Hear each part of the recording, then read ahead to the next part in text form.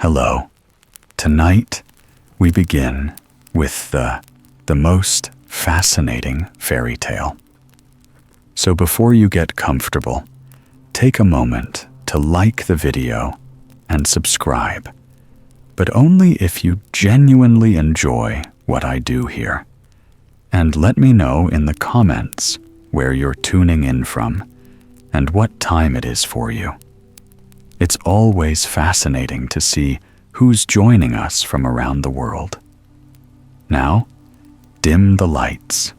Maybe turn on a fan for that soft background hum, and let's ease into tonight's journey together.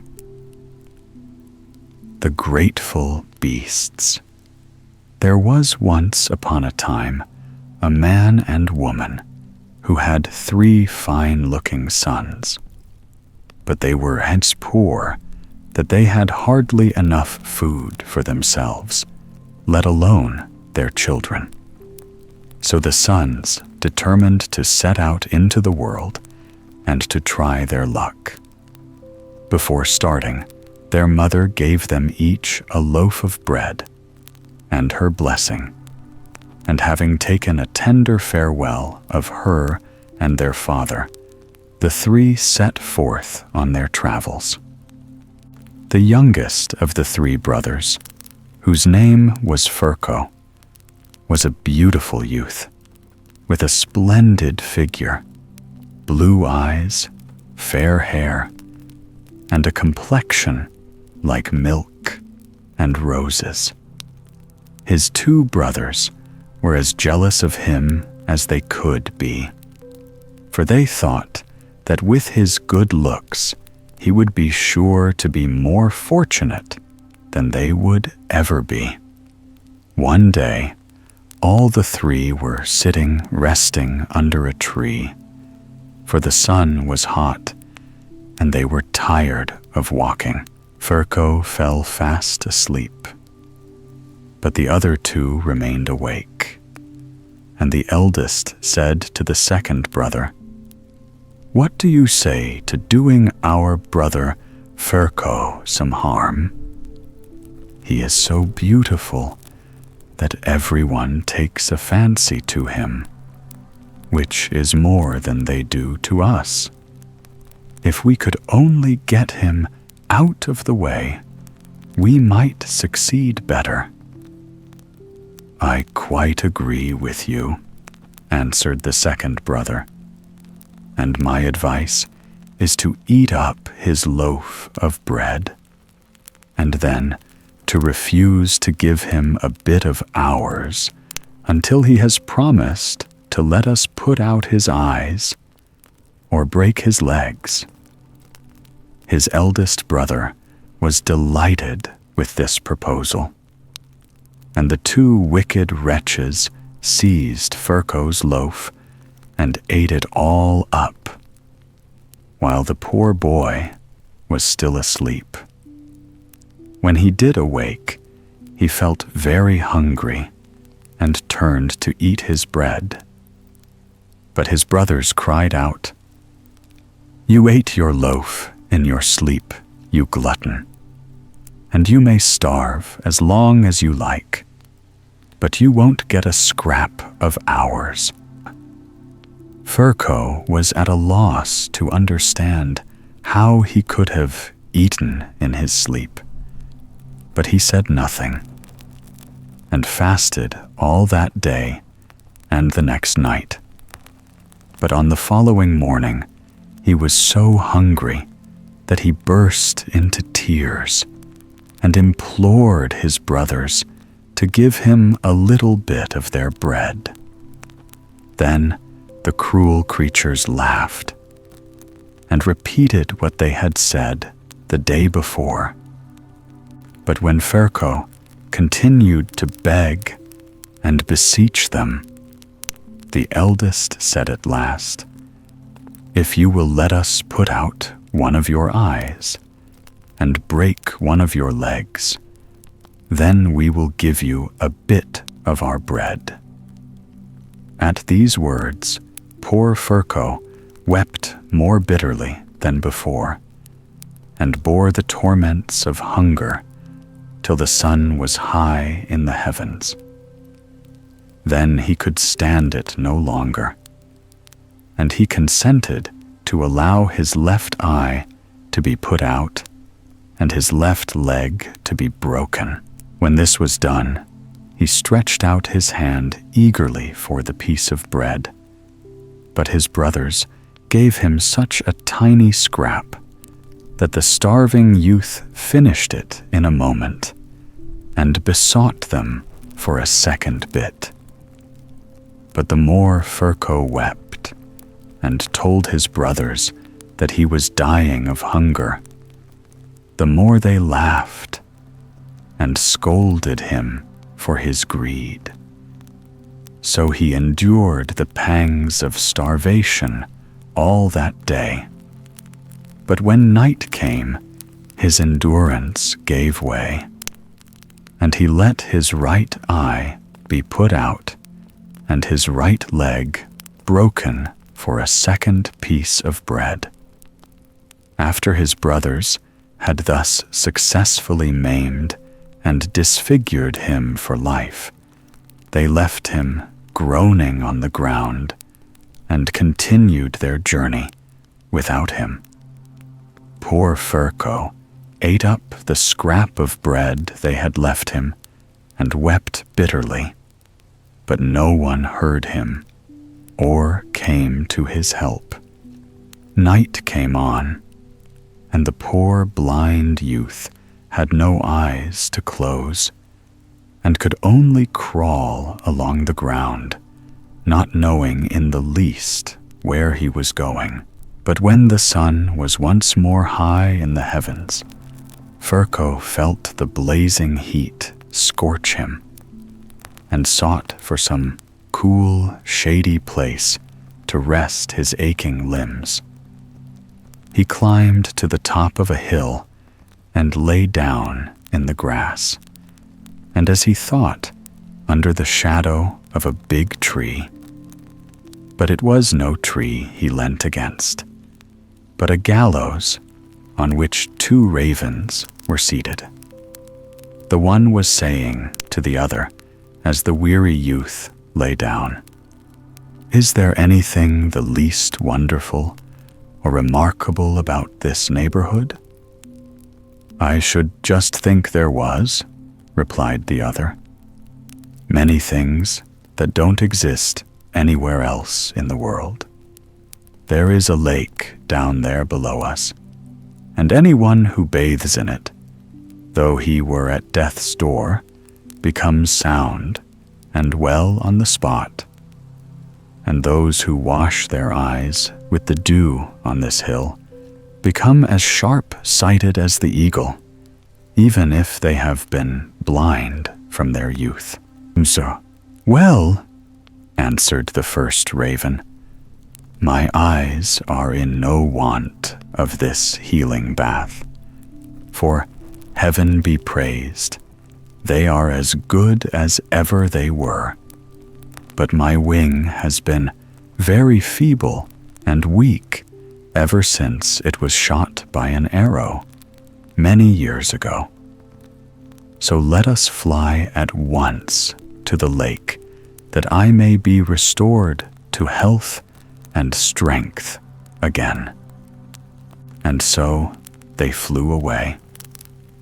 Their words rejoiced Ferko's heart, and he waited impatiently till evening should come, and he could rub the precious dew on his sightless eyes. At last, it began to grow dusk, and the sun sank behind the mountains.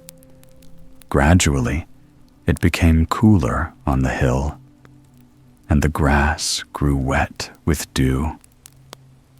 Then Ferko buried his face in the ground till his eyes were damp with dewdrops, and in a moment he saw clearer than he had ever done in his life before.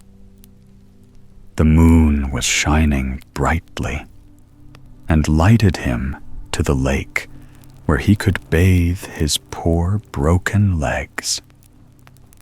Then Furco crawled to the edge of the lake and dipped his limbs in the water. No sooner had he done so than his legs felt as sound and strong as they had been before. And Furco thanked the kind fate that had led him to the hill where he had overheard the raven's conversation. He filled a bottle with the healing water, and then continued his journey in the best of spirits. He had not gone far before he met a wolf, who was limping disconsolately along on 3 legs, and who, on perceiving Furco, began to howl dismally. "My good friend," said the youth, "be of good cheer, for I can soon heal your leg." And with these words, he poured some of the precious water over the wolf's paw, and in a minute the animal was springing about sound and well on all 4s.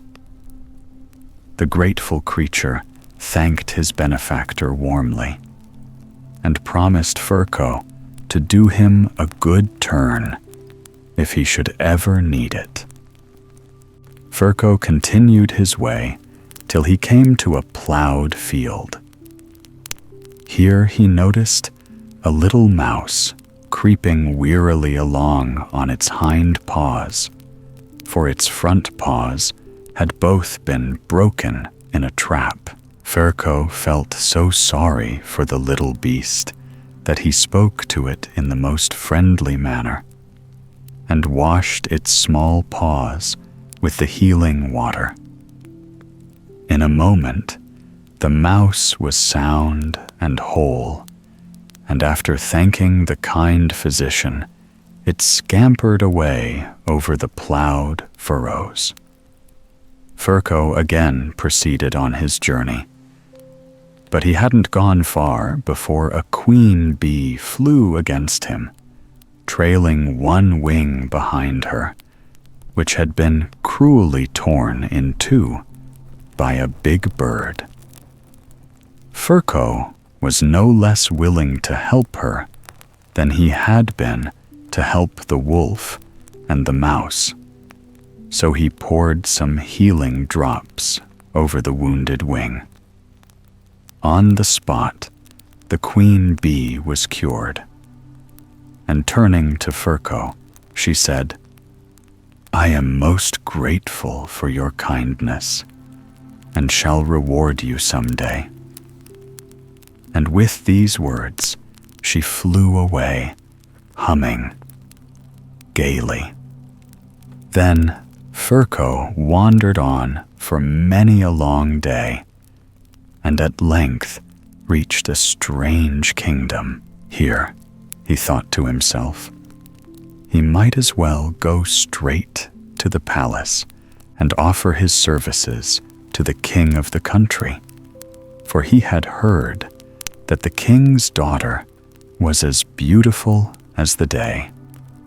So he went to the royal palace, and as he entered the door, the first people he saw were his 2 brothers, who had so shamefully ill-treated him.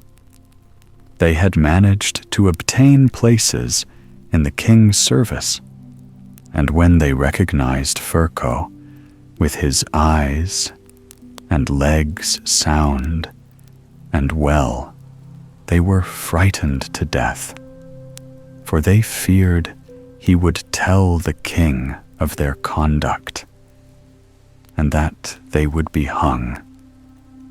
No sooner had Furco entered the palace than all eyes were turned on the handsome youth, and the king's daughter herself was lost in admiration, for she had never seen anyone so handsome in her life before.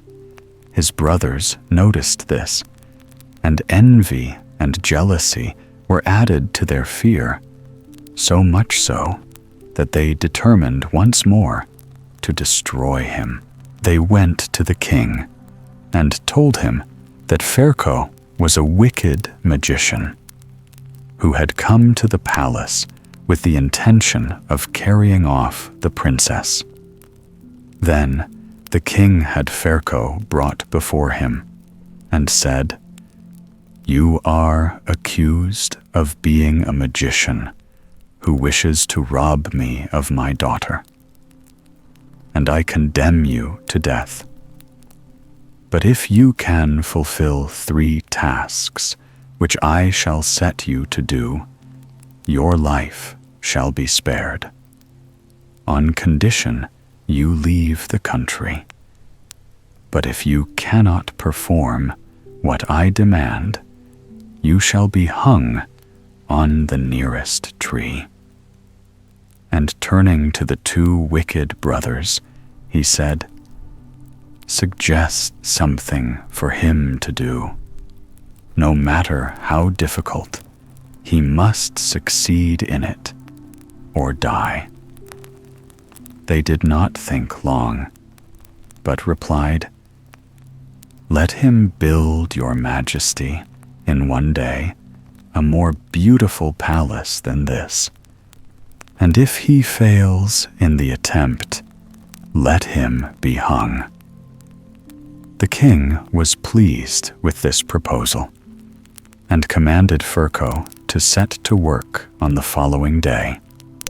The 2 brothers were delighted, for they thought they had now got rid of Ferko forever. The poor youth himself was heartbroken and cursed the hour he had crossed the boundary of the king's domain. As he was wandering disconsolately about the meadows round the palace, wondering how he could escape being put to death, a little bee flew past and, settling on his shoulder, whispered in his ear, "What is troubling you, my kind benefactor? Can I be of any help to you?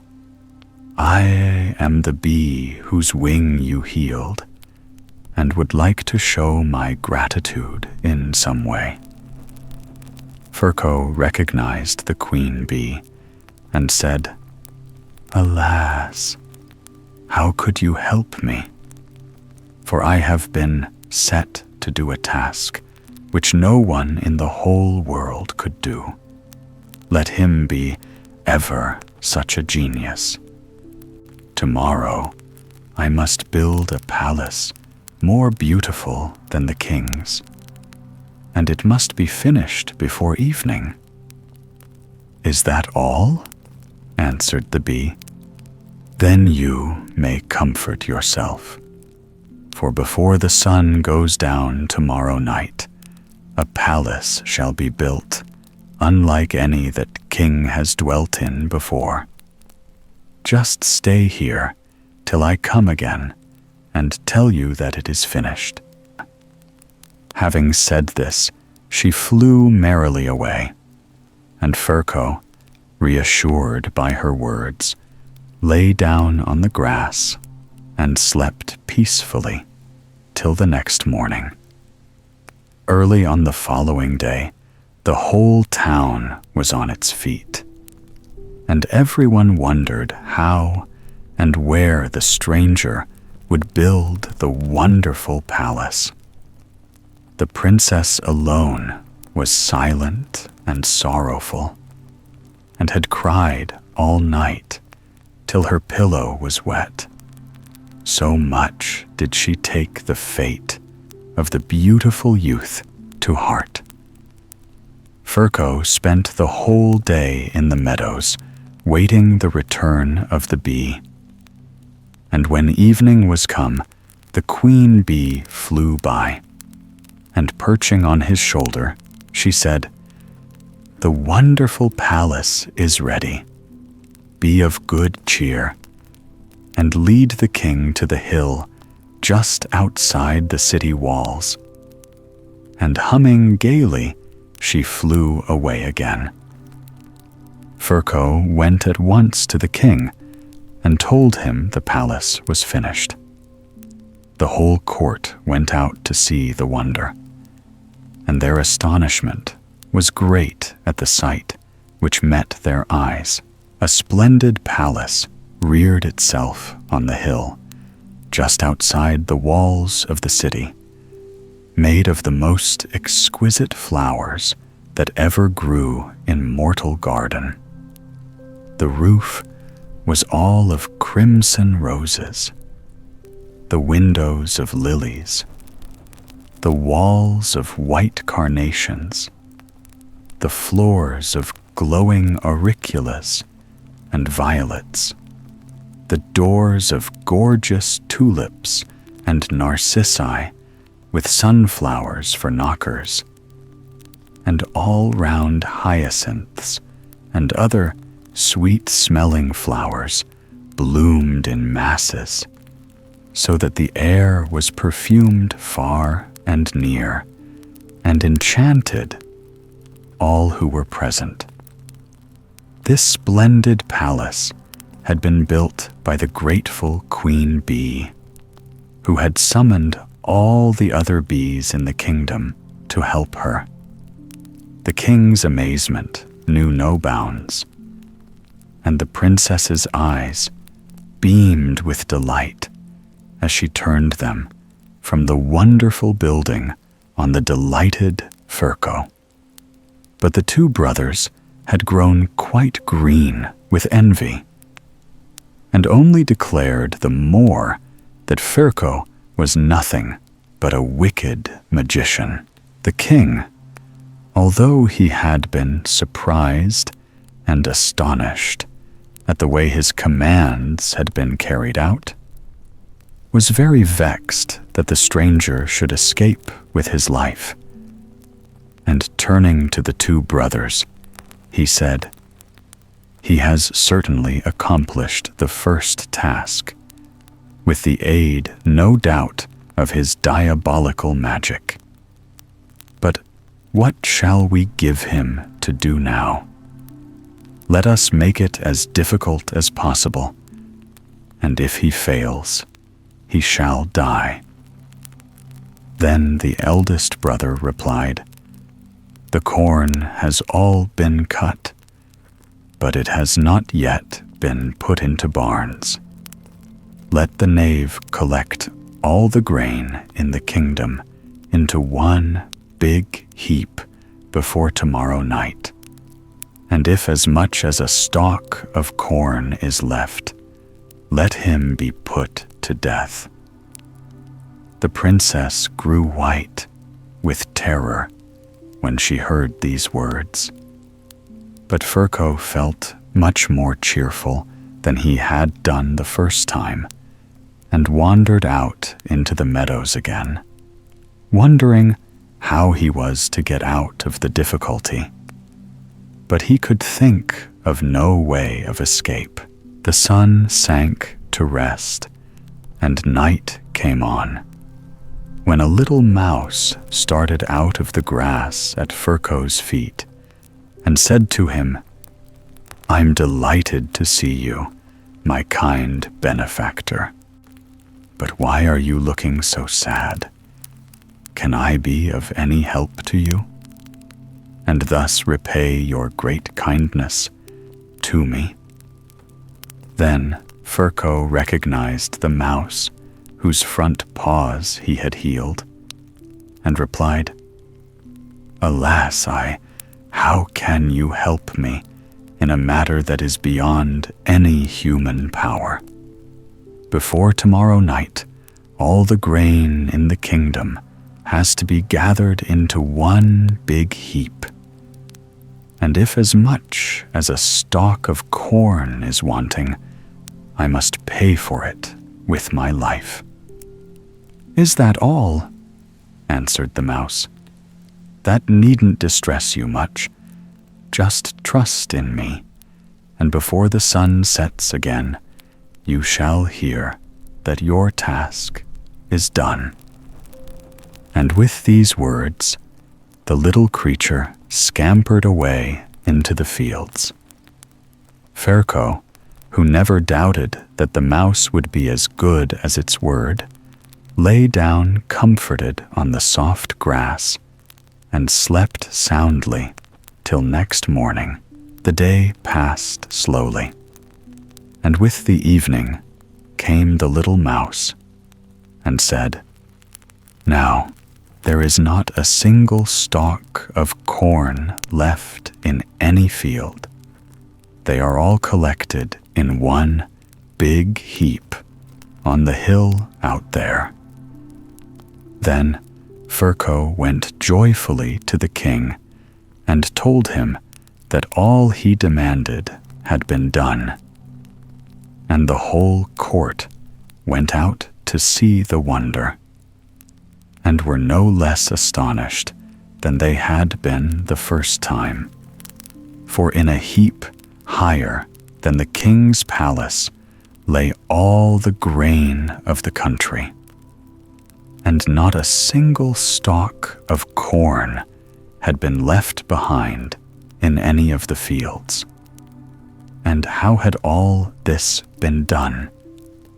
The little mouse had summoned every other mouse in the land to its help, and together they had collected all the grain in the kingdom. The king could not hide his amazement, but at the same time his wrath increased, and he was more ready than ever to believe the two brothers, who kept on repeating that Ferko was nothing more nor less than a wicked magician. Only the beautiful princess rejoiced over Ferko's success and looked on him with friendly glances, which the youth returned. The more the cruel king gazed on the wonder before him, the more angry he became, for he could not, in the face of his promise, put the stranger to death. He turned once more to the two brothers and said, "His diabolical magic has helped him again. But now, what third task shall we set him to do? No matter how impossible it is, he must do it or die." The eldest answered quickly, "Let him drive all the wolves of the kingdom onto this hill before tomorrow night. If he does this, he may go free. If not, he shall be hung as you have said." At these words, the princess burst into tears. And when the king saw this, he ordered her to be shut up in a high tower and carefully guarded till the dangerous magician should either have left the kingdom or been hung on the nearest tree. Ferko wandered out into the fields again and sat down on the stump of a tree, wondering what he should do next.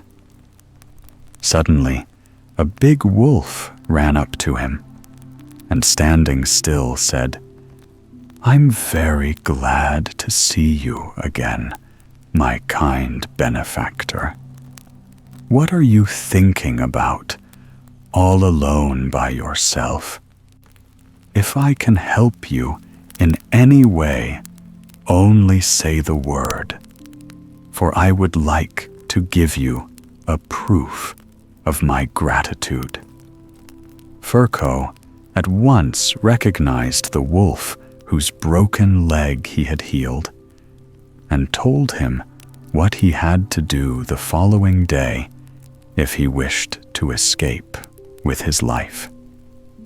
"But how in the world," he added, "am I to collect all the wolves of the kingdom onto that hill over there?" "If that's all you want done," answered the wolf, "you needn't worry yourself. I'll undertake the task, and you'll hear from me again before sunset tomorrow. Keep your spirits up." And with these words, he trotted quickly away. Then the youth rejoiced greatly, for now he felt that his life was safe. But he grew very sad when he thought of the beautiful princess, and that he would never see her again if he left the country. He lay down once more on the grass and soon fell fast asleep. All the next day, he spent wandering about the fields, and toward evening, the wolf came running to him in a great hurry and said, "I have collected together all the wolves in the kingdom, and they are waiting for you in the wood.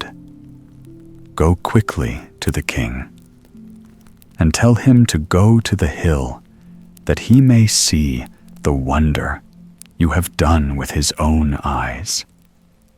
Then return at once to me, and get on my back, and I will help you to drive all the wolves together." Then Furco went straight to the palace and told the king that he was ready to perform the third task if he would come to the hill and see it done. Furco himself returned to the fields, and mounting on the wolf's back, he rode to the wood close by. Quick as lightning, the wolf flew round the wood, and in a minute, many hundred wolves rose up before him, increasing in number every moment, till they could be counted by thousands. He drove them all before him on to the hill, where the king and his whole court and Furco's 2 brothers were standing. Only the lovely princess was not present, for she was shut up in her tower, weeping bitterly. The wicked brothers stamped and foamed with rage when they saw the failure of their wicked designs. But the king was overcome by a sudden terror when he saw the enormous pack of wolves approaching nearer and nearer. And calling out to Furco, he said, "Enough, enough, we don't want any more." But the wolf, on whose back Furco sat, said to its rider, "Go on, go on." And at the same moment, many more wolves ran up the hill, howling horribly and showing their white teeth. The king, in his terror, called out, "Stop a moment. I will give you half my kingdom if you will drive all the wolves away." But Furco pretended not to hear, and drove some more thousands before him, so that everyone quaked with horror and fear. Then the king raised his voice again and called out, "Stop! You shall have my whole kingdom, if you will only drive these wolves back to the places they came from." But the wolf kept on encouraging Furco and said, "Go on, go on." So he led the wolves on, till at last they fell on the king and on the wicked brothers, and ate them and the whole court up in a moment. Then Furco went straight to the palace and set the princess free. And on the same day he married her and was crowned king of the country. And the wolves all went peacefully back to their own homes, and Furco and his bride lived for many years in peace and happiness together. and were much beloved by great and small in the land. The Giants and the Herd Boy. There was once upon a time a poor boy who had neither father nor mother. In order to gain a living, he looked after the sheep of a great lord. Day and night he spent out in the open fields, and only when it was very wet and stormy did he take refuge in a little hut on the edge of a big forest. Now one night, when he was sitting on the grass beside his flocks, he heard not very far from him the sound as of someone crying. He rose up and followed the direction of the noise. To his dismay and astonishment, he found a giant lying at the entrance of the wood. He was about to run off as fast as his legs could carry him, when the giant called out, "Don't be afraid, I won't harm you. On the contrary, I will reward you handsomely if you will bind up my foot. I hurt it when I was trying to root up an oak tree." The herd boy took off his shirt and bound up the giant's wounded foot with it. Then the giant rose up and said, "Now come, and I will reward you. We are going to celebrate a marriage today, and I promise you, we shall have plenty of fun. Come and enjoy yourself. But in order that my brothers mayn't see you, put this band round your waist, and then you'll be invisible."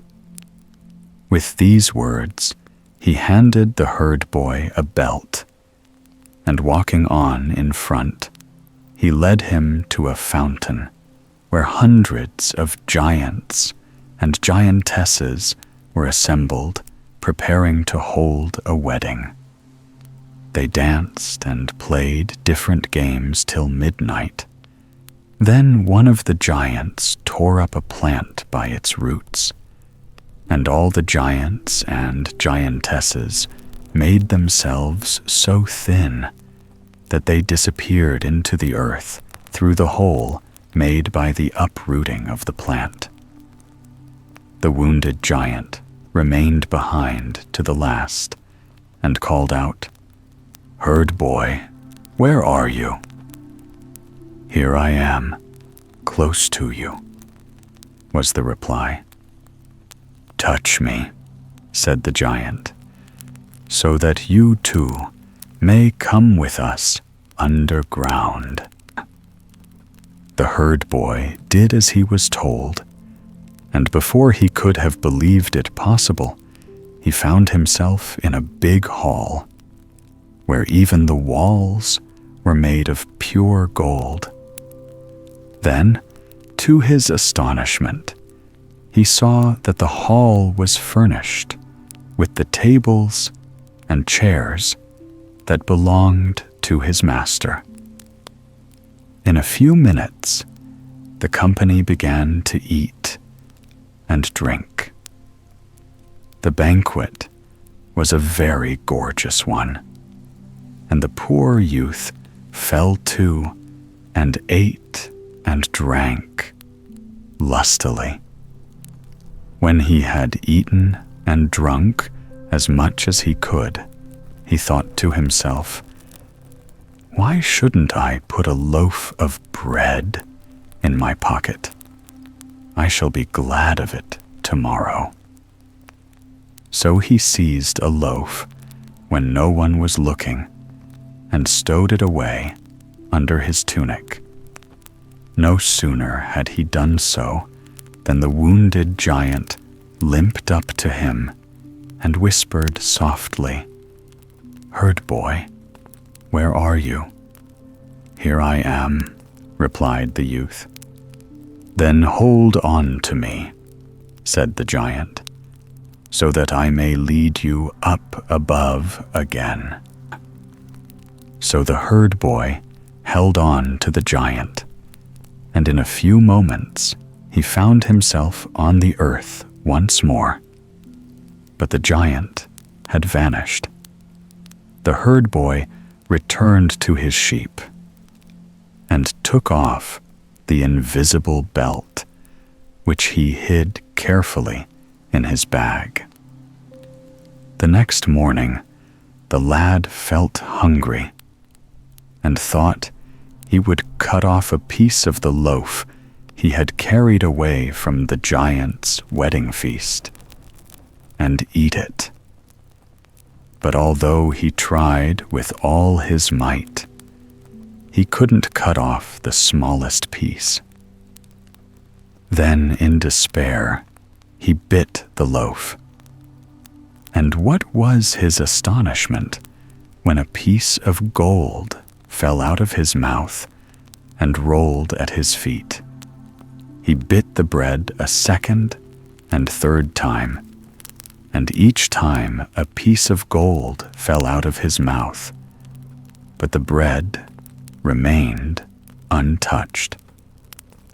The herd boy was very much delighted over his stroke of good fortune, and hiding the magic loaf in his bag, he hurried off to the nearest village to buy himself something to eat, and then returned to his sheep. Now the lord whose sheep the herd boy looked after had a very lovely daughter, who always smiled and nodded to the youth when she walked with her father in his fields. For a long time, the herd boy had made up his mind to prepare a surprise for this beautiful creature on her birthday. So when the day approached, he put on his invisible belt, took a sack of gold pieces with him, and slipping into her room in the middle of the night, he placed the bag of gold beside her bed and returned to his sheep.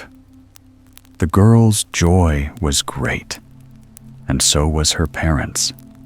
Next day, when they found the sack full of gold pieces, the herd boy was so pleased to think what pleasure he had given that the next night he placed another bag of gold beside the girl's bed. And this he continued to do for 7 nights.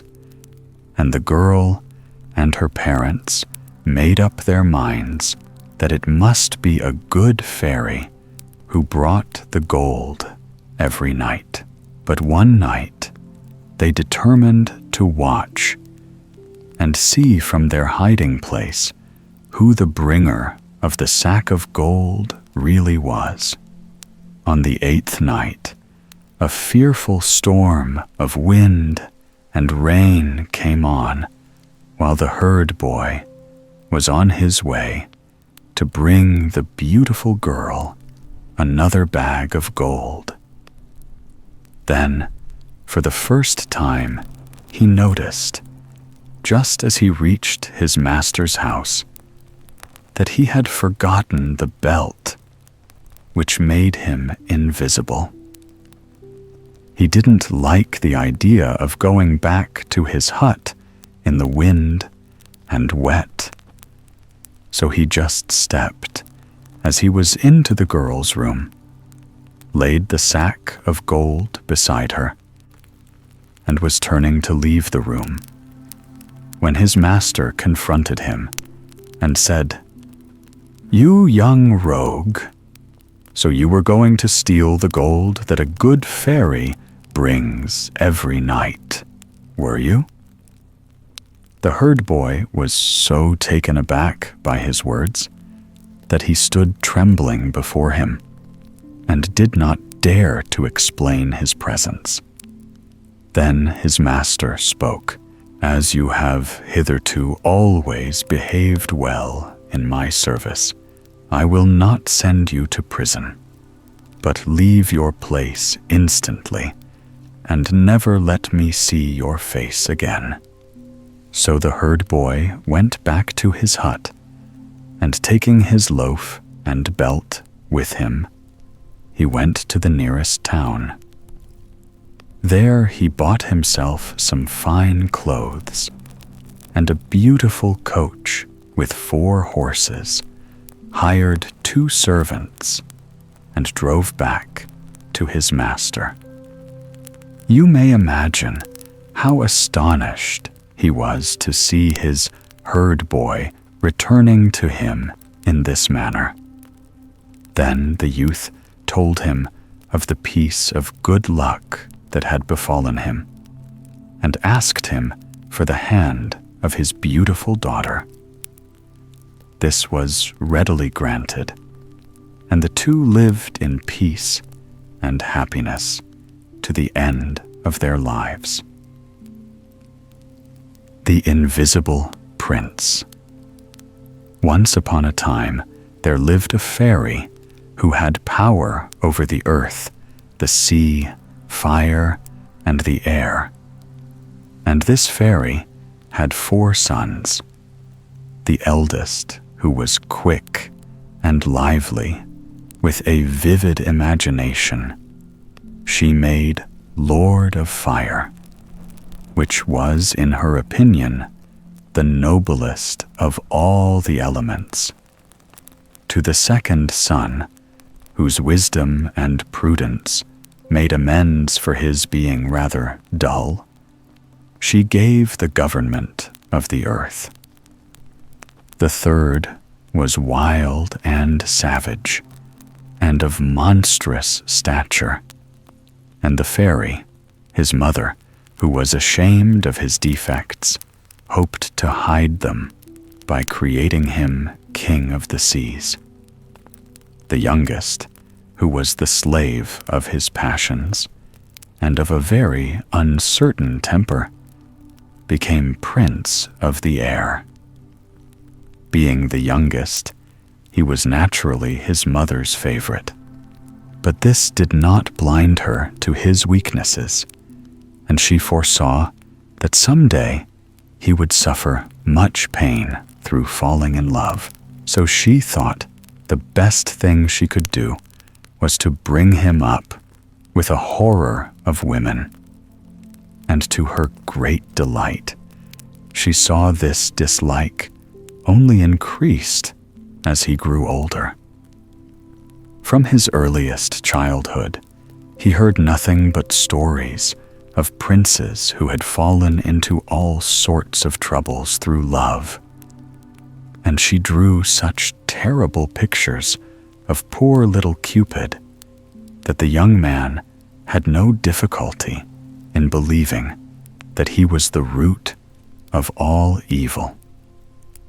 All the time that this wise mother could spare from filling her son with hatred for all womankind, she passed in giving him a love of the pleasures of the chase, which henceforth became his chief joy.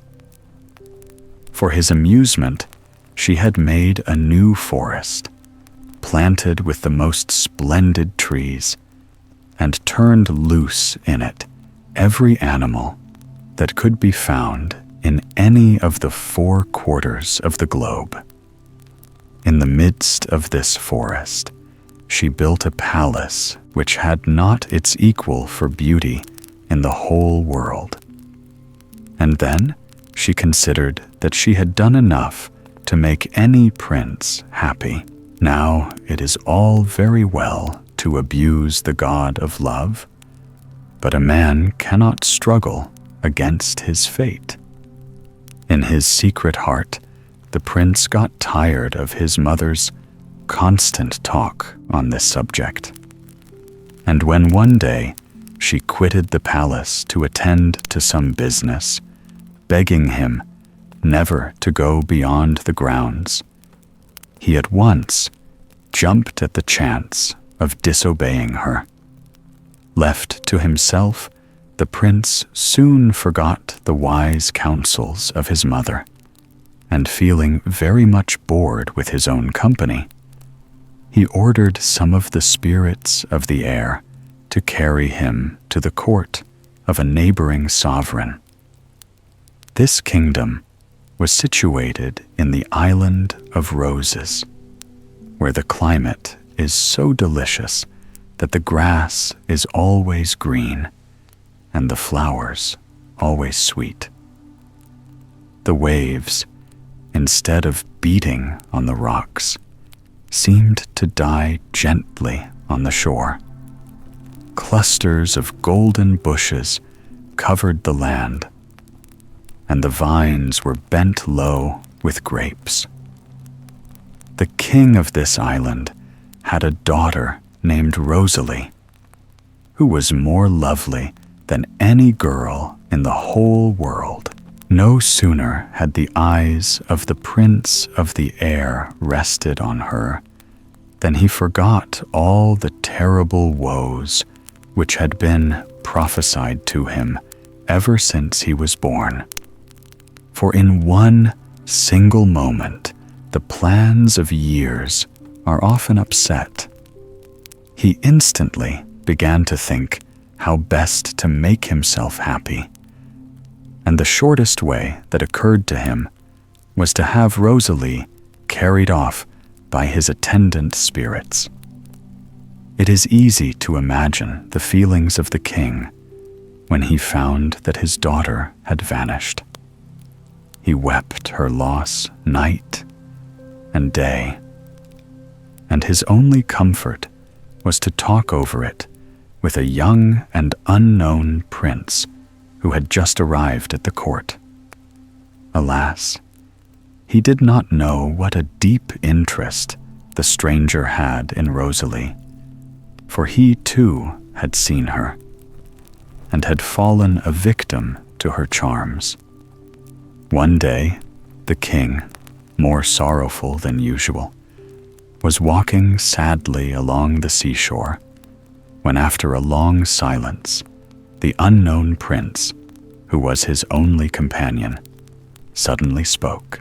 "There is no evil without a remedy," he said to the unhappy father.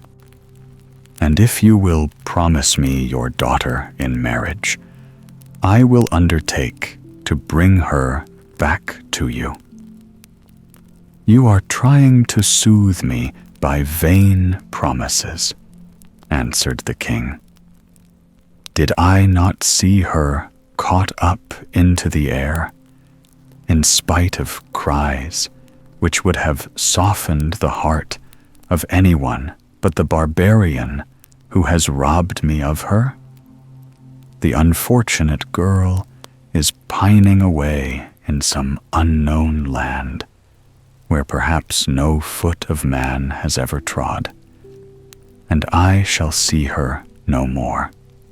But go, generous stranger, bring back Rosalie if you can, and live happy with her ever after in this country, of which I now declare you heir."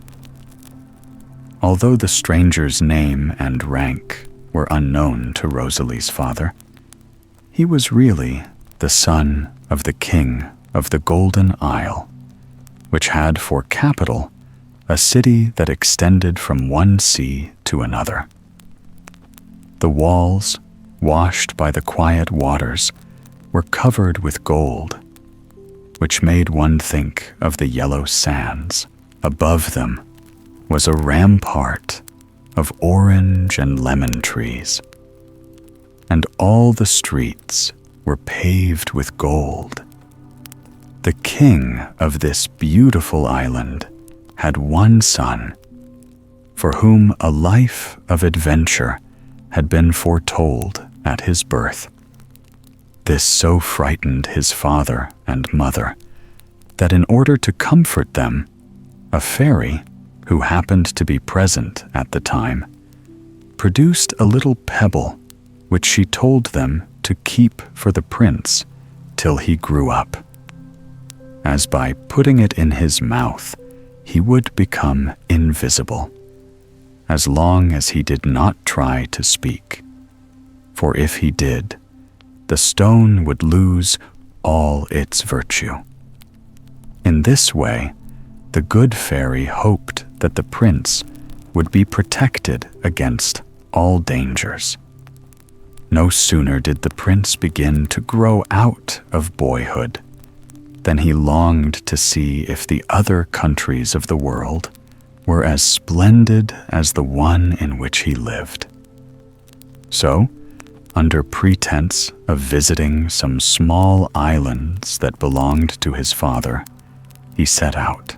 But a frightful storm drove his ship on to unknown shores, where most of his followers were put to death by the savages, and the prince himself only managed to escape by making use of his magic pebble.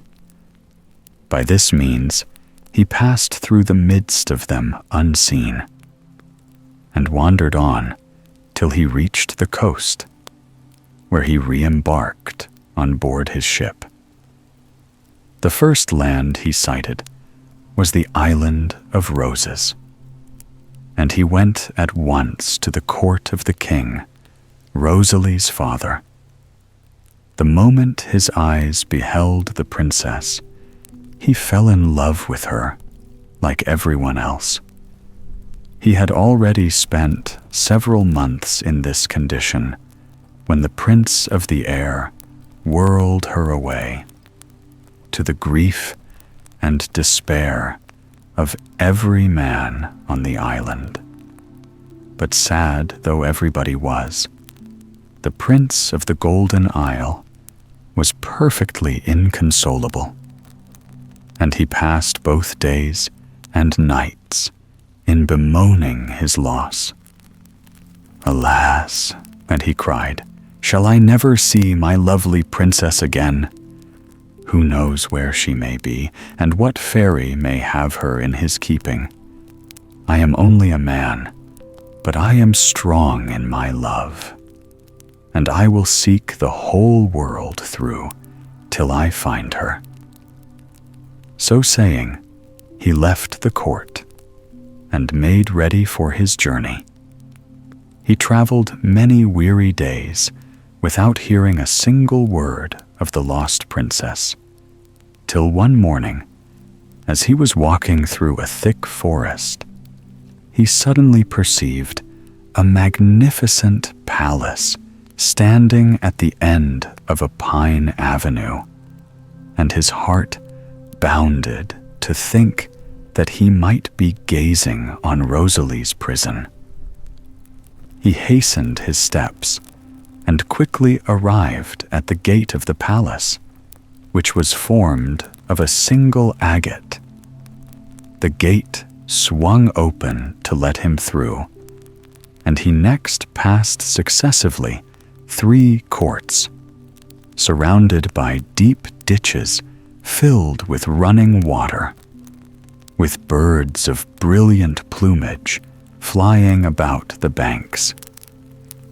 Everything around was rare and beautiful, but the prince scarcely raised his eyes to all these wonders. He thought only of the princess and where he should find her. But in vain, he opened every door and searched in every corner. He neither saw Rosalie nor anyone else.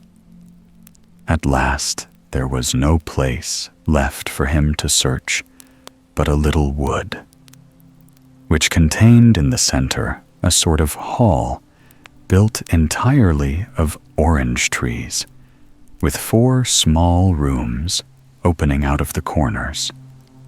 3 of these were empty, except for statues and wonderful things. But in the 4th, the invisible prince caught sight of Rosalie.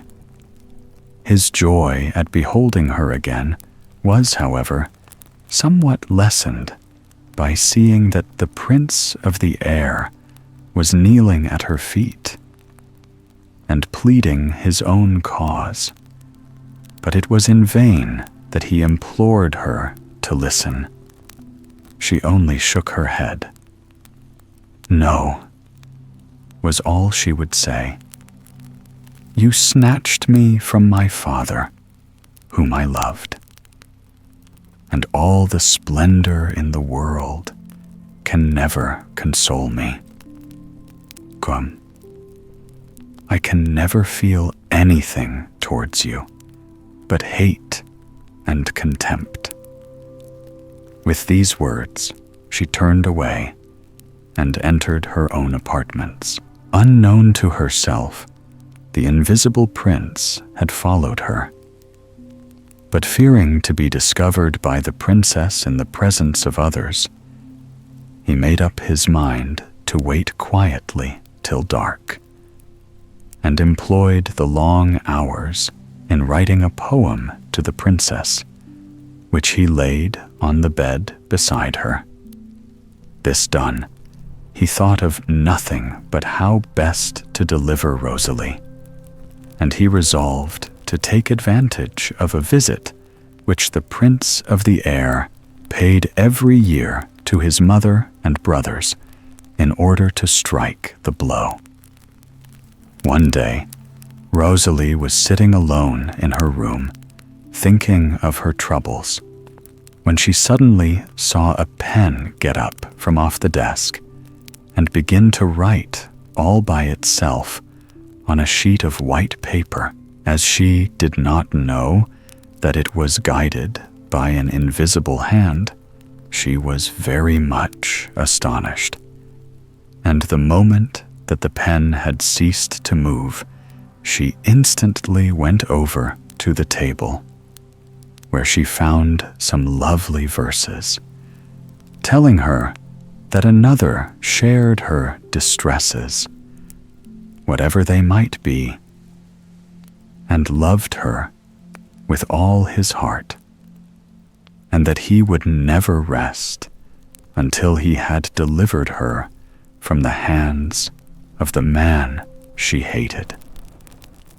Thus encouraged, she told him all her story, and of the arrival of a young stranger in her father's palace, whose looks had so charmed her that since that day she had thought of no one else.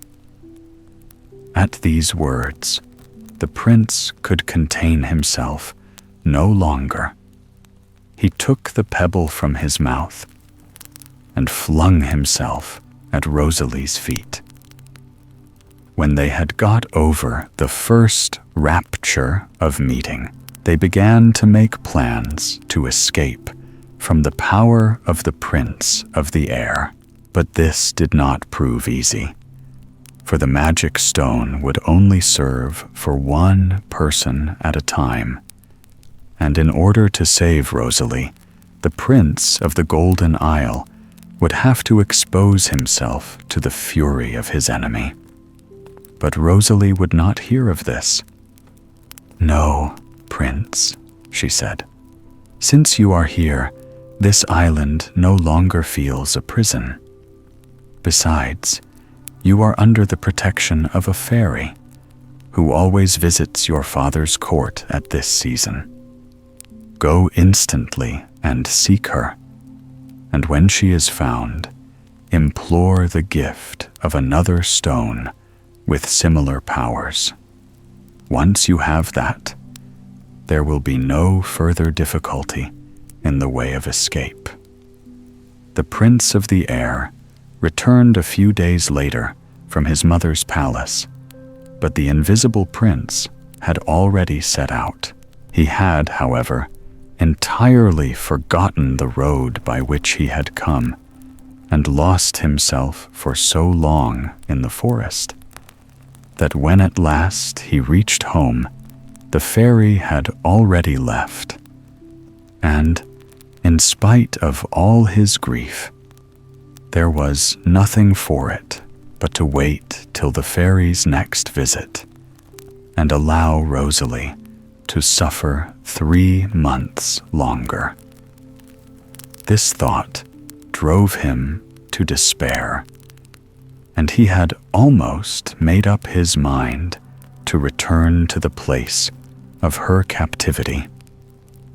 When one day, as he was strolling along an alley in the woods, he saw a huge oak open its trunk, and out of it step two princes in earnest conversation. As our hero had the magic stone in his mouth, they imagined themselves alone and did not lower their voices. "What?" said one. "Are you always going to allow yourself to be tormented by a passion which can never end happily?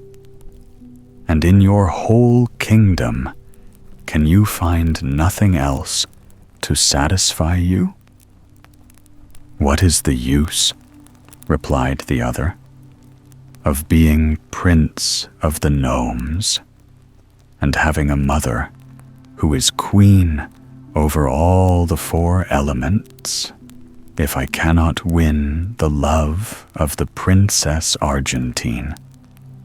From the moment that I first saw her sitting in the forest surrounded by flowers, I have never ceased to think of her night and day.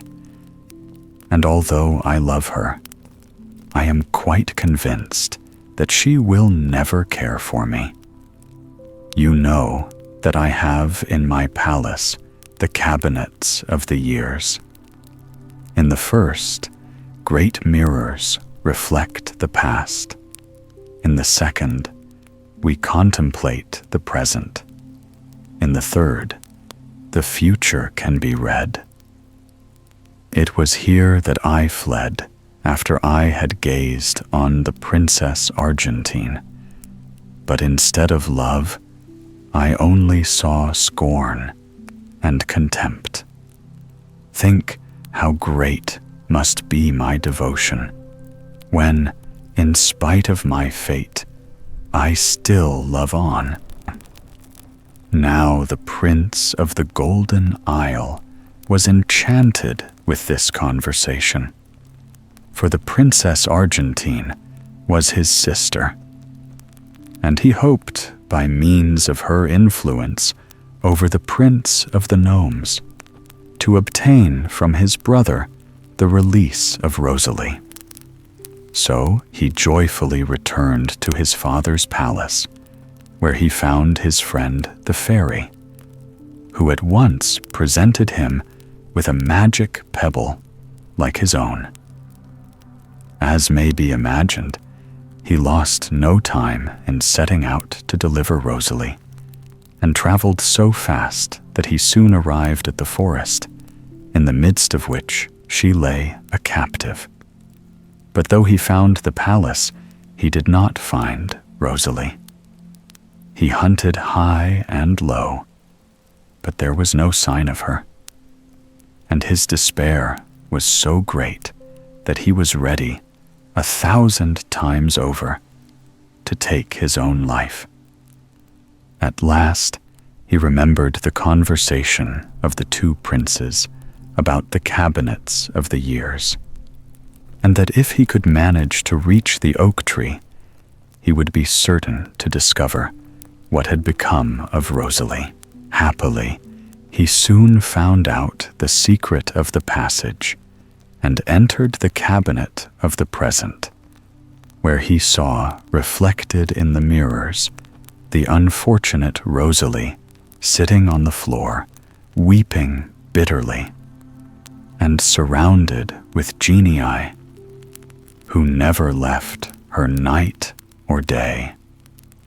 This sight only increased the misery of the prince, for he did not know where the castle was, nor how to set about finding it. However, he resolved to seek the whole world through till he came to the right place. He began by setting sail in a favorable wind, but his bad luck followed him even on the sea. He had scarcely lost sight of the land when a violent storm arose, and after several hours of beating about, the vessel was driven on to some rocks, on which it dashed itself to bits. The prince was fortunate enough to be able to lay hold of a floating spar, and contrived to keep himself afloat.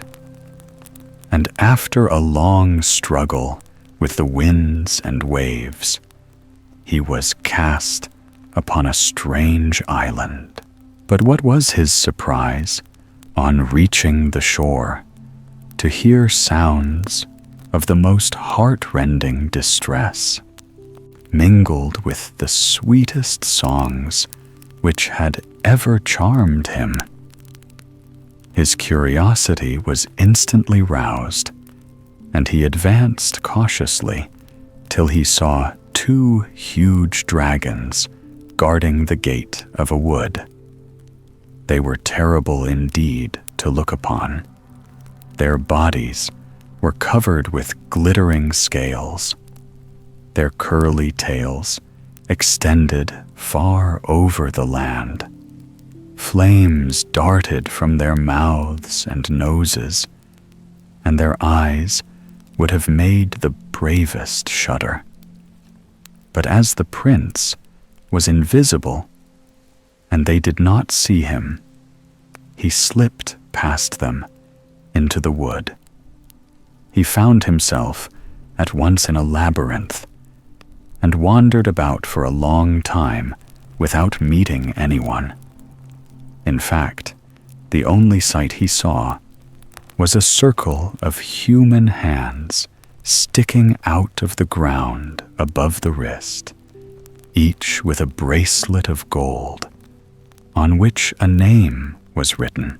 The farther he advanced in the labyrinth, the more curious he became, till he was stopped by 2 corpses lying in the midst of a cypress alley, each with a scarlet cord round his neck, and a bracelet on his arm, on which were engraved their own names, and those of 2 princesses. The invisible prince recognized these dead men as kings of 2 large islands near his own home, but the names of the princesses were unknown to him. He grieved for their unhappy fate, and at once proceeded to bury them. But no sooner had he laid them in their graves than their hands started up through the earth and remained sticking up like those of their fellows. The prince went on his way, thinking about this strange adventure, when suddenly, at the turn of the walk, he perceived a tall man whose face was the picture of misery, holding in his hands a silken cord of the exact color of those round the necks of the dead men. A few steps further, this man came up with another, as miserable to the full as he himself. They silently embraced, and then, without a word, passed the cords round their throats, and fell dead side by side. In vain, the prince rushed to their assistance and strove to undo the cord. He could not loosen it, so he buried them like the others and continued his path. He felt, however, that great prudence was necessary, or he himself might become the victim of some enchantment, and he was thankful to slip past the dragons and enter a beautiful park with clear streams and sweet flowers and a crowd of men and maidens. But he could not forget the terrible things he had seen.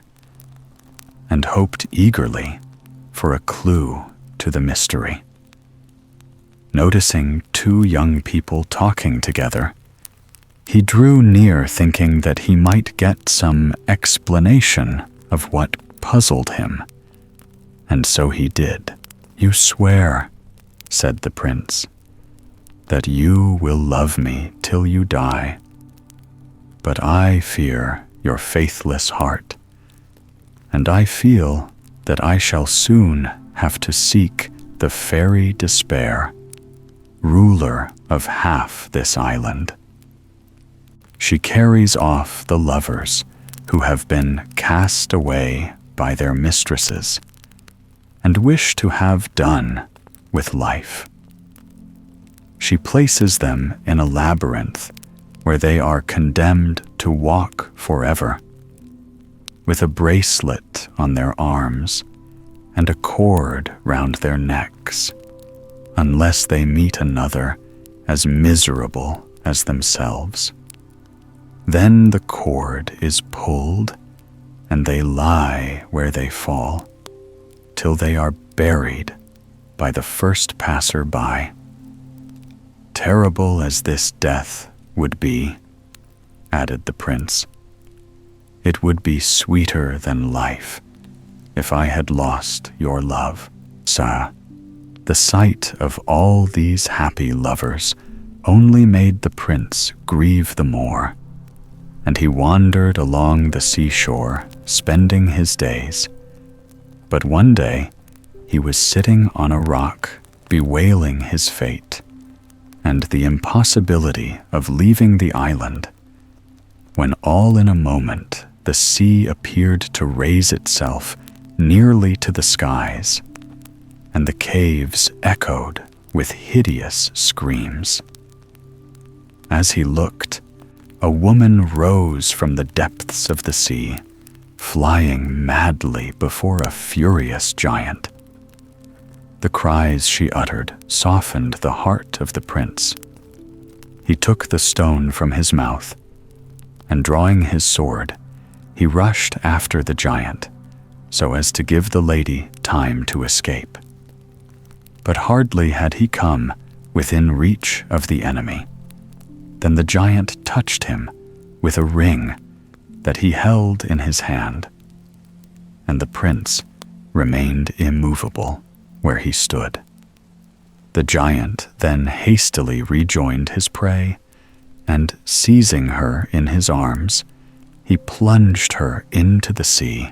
Then he sent some tritons to bind chains about the prince of the Golden Isle, and he too felt himself borne to the depths of the ocean, and without the hope of ever again seeing the princess. Now the giant whom the invisible had so rashly attacked was the lord of the sea, and the third son of the queen of the elements, and he had touched the youth with a magic ring which enabled a mortal to live under water. So the prince of the Golden Isle found, when bound in chains by the tritons, he was carried through the homes of strange monsters and past immense seaweed forests, till he reached a vast sandy space surrounded by huge rocks. On the tallest of the rocks sat the giant as on a throne. "Rash mortal," said he, when the prince was dragged before him, "you have deserved death, but you shall live only to suffer more cruelly. Go and add to the number of those whom it is my pleasure to torture." At these words, the unhappy prince found himself tied to a rock. But he was not alone in his misfortunes, for all round him were chained princes and princesses, whom the giant had led captive. Indeed, it was his chief delight to create a storm in order to add to the list of his prisoners. As his hands were fastened, it was impossible for the Prince of the Golden Isle to make use of his magic stone, and he passed his nights and days dreaming of Rosalie. But at last the time came when the giant took it into his head to amuse himself by arranging fights between some of his captives. Lots were drawn, and one fell upon our prince, whose chains were immediately loosened. The moment he was set free, he snatched up his stone and became invisible. The astonishment of the giant at the sudden disappearance of the prince may well be imagined. He ordered all the passages to be watched, but it was too late, for the prince had already glided between two rocks. He wandered for a long while through the forests, where he met nothing but fearful monsters. He climbed rock after rock, steered his way from tree to tree, till at length he arrived at the edge of the sea, at the foot of a mountain that he remembered to have seen in the cabinet of the present, where Rosalie was held captive. Filled with joy, he made his way to the top of the mountain which pierced the clouds, and there he found a palace. He entered, and in the middle of a long gallery he discovered a crystal room, in the midst of which sat Rosalie, guarded night and day by genii. There was no door anywhere, nor any window. At this sight, the prince became more puzzled than ever, for he did not know how he was to warn Rosalie of his return. Yet it broke his heart to see her weeping from dawn till dark. One day, as Rosalie was walking up and down her room, she was surprised to see that the crystal, which served for a wall, had grown cloudy, as if someone had breathed on it. And, what was more, wherever she moved, the brightness of the crystal always became clouded. This was enough to cause the princess to suspect that her lover had returned.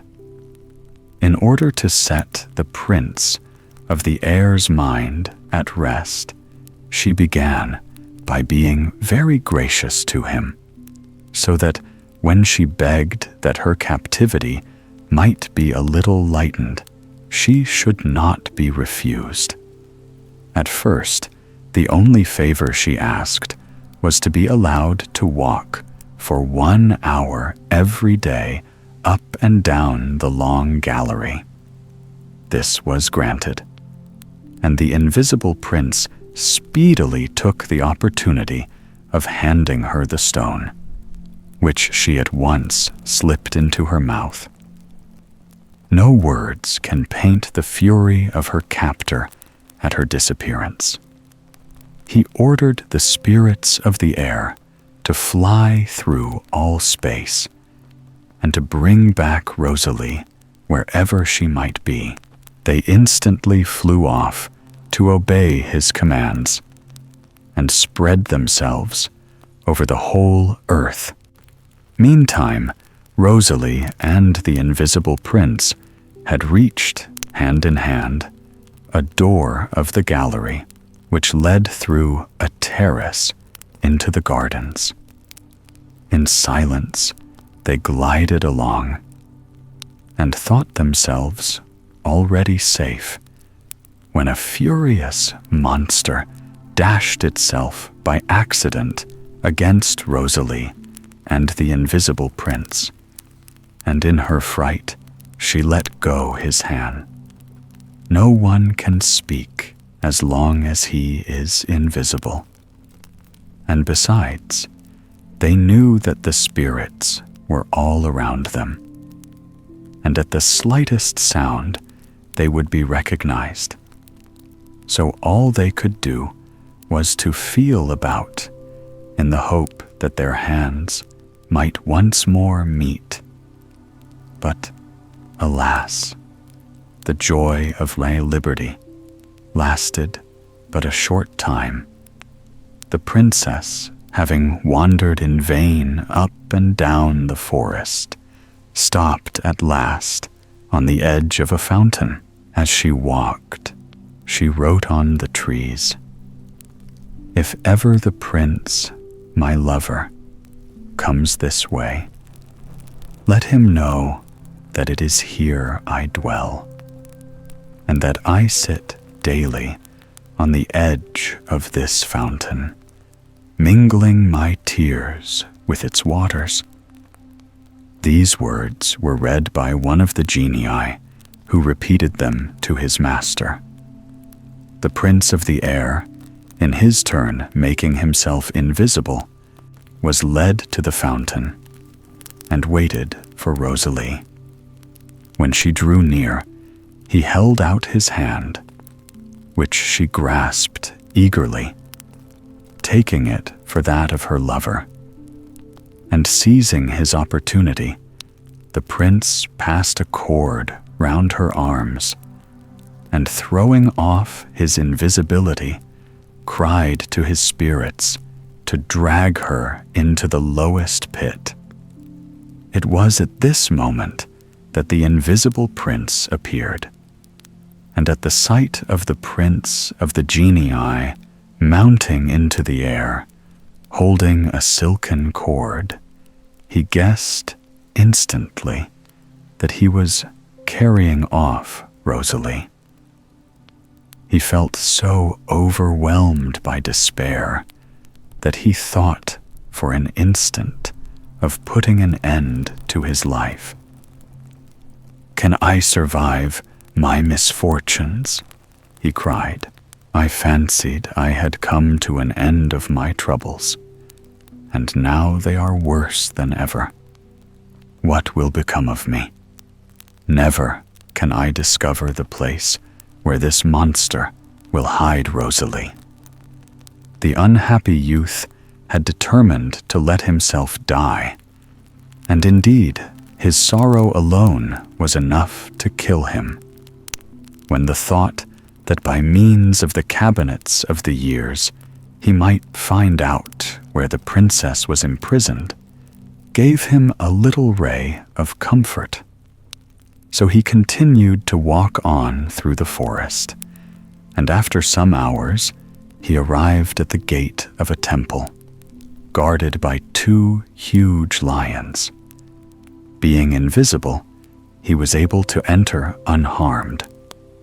In the middle of the temple was an altar on which lay a book, and behind the altar hung a great curtain. The prince approached the altar and opened the book, which contained the names of all the lovers in the world. And in it he read that Rosalie had been carried off by the prince of the air to an abyss which had no entrance except the one that lay by way of the fountain of gold. Now, as the prince had not the smallest idea where this fountain was to be found, it might be thought that he was not much nearer Rosalie than before. This was not, however, the view taken by the prince. "Though every step that I take may perhaps lead me further from her," he said to himself, "I am still thankful to know that she is alive somewhere." On leaving the temple, the invisible prince saw 6 paths lying before him, each of which led through the wood. He was hesitating which to choose when he suddenly beheld two people coming towards him down the track which lay most to his right. They turned out to be the Prince Gnome and his friend, and the sudden desire to get some news of his sister, Princess Argentine, caused the invisible prince to follow them and to listen to their conversation. "Do you think," the Prince Gnome was saying, "do you think that I would not break my chains if I could? I know that the Princess Argentine will never love me, yet each day I feel her dearer still. And as if this were not enough, I have the horror of feeling that she probably loves another. So I have resolved to put myself out of my pain by means of the golden fountain. A single drop of its water falling on the sand around will trace the name of my rival in her heart. I dread the test, and yet this very dread convinces me of my misfortune." It may be imagined that after listening to these words, the invisible prince followed Prince Gnome like his shadow, and after walking some time, they arrived at the golden fountain. The unhappy lover stooped down with a sigh, and dipping his finger in the water, let fall a drop on the sand. It instantly wrote the name of Prince Flame, his brother. The shock of this discovery was so real that Prince Gnome sank fainting into the arms of his friend. Meanwhile, the invisible prince was turning over in his mind how he could best deliver Rosalie. As, since he had been touched by the giant's ring, he had the power to live in the water as well as on land, he at once defaulted into the fountain. He perceived in one corner a door leading into the mountain, and at the foot of the mountain was a high rock on which was fixed an iron ring with a cord attached. The prince promptly guessed that the cord was used to chain the princess, and drew his sword and cut it. In a moment, he felt the princess's hand in his, for she had always kept her magic pebble in her mouth, in spite of the prayers and entreaties of the prince of the air to make herself visible. So hand in hand, the invisible prince and Rosalie crossed the mountain. But as the princess had no power of living under water, she could not pass the golden fountain. Speechless and invisible, they clung together on the brink. Trembling at the frightful tempest the prince of the air had raised in his fury. The storm had already lasted many days when tremendous heat began to make itself felt. The lightning flashed, the thunder rattled, fire bolts fell from heaven, burning up the forests and even the fields of corn. In one instant, the very streams were dried up, and the prince, seizing his opportunity, carried the princess over the golden fountain. It took them a long time still to reach the Golden Isle, but at last they got there, and we may be quite sure they never wanted to leave it anymore. The Crow. Once upon a time, there were 3 princesses who were all 3 young and beautiful. But the youngest, although she was not fairer than the other 2, was the most lovable of them all.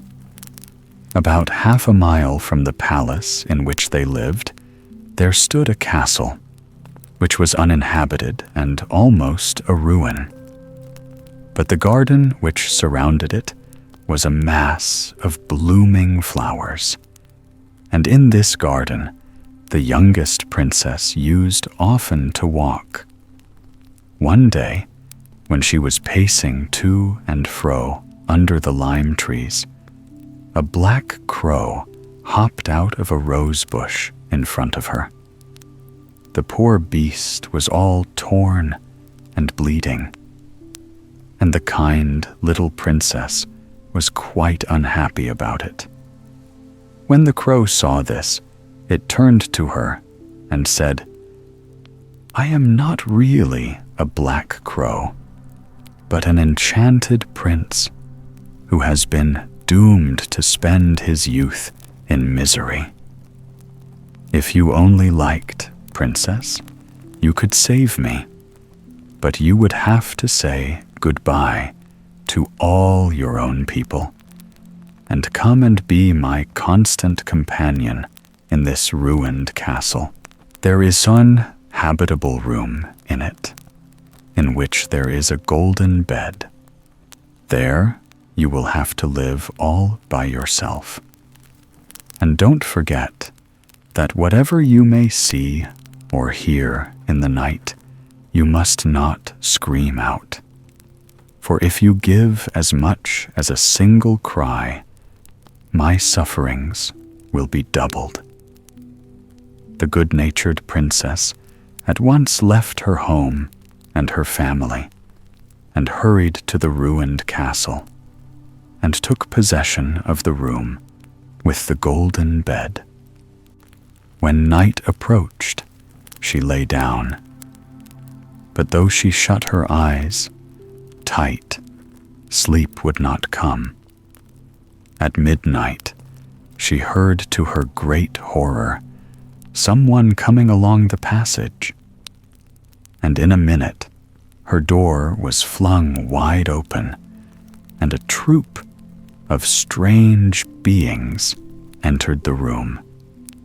They at once proceeded to light a fire in the huge fireplace. Then they placed a great cauldron of boiling water on it. When they had done this, they approached the bed on which the trembling girl lay, and screaming and yelling all the time, they dragged her towards the cauldron. She nearly died with fright, but she never uttered a sound.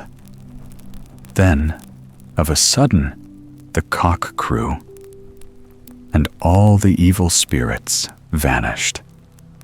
At the same moment, the crow appeared and hopped all round the room with joy. It thanked the princess most heartily for her goodness, and said that its sufferings had already been greatly lessened.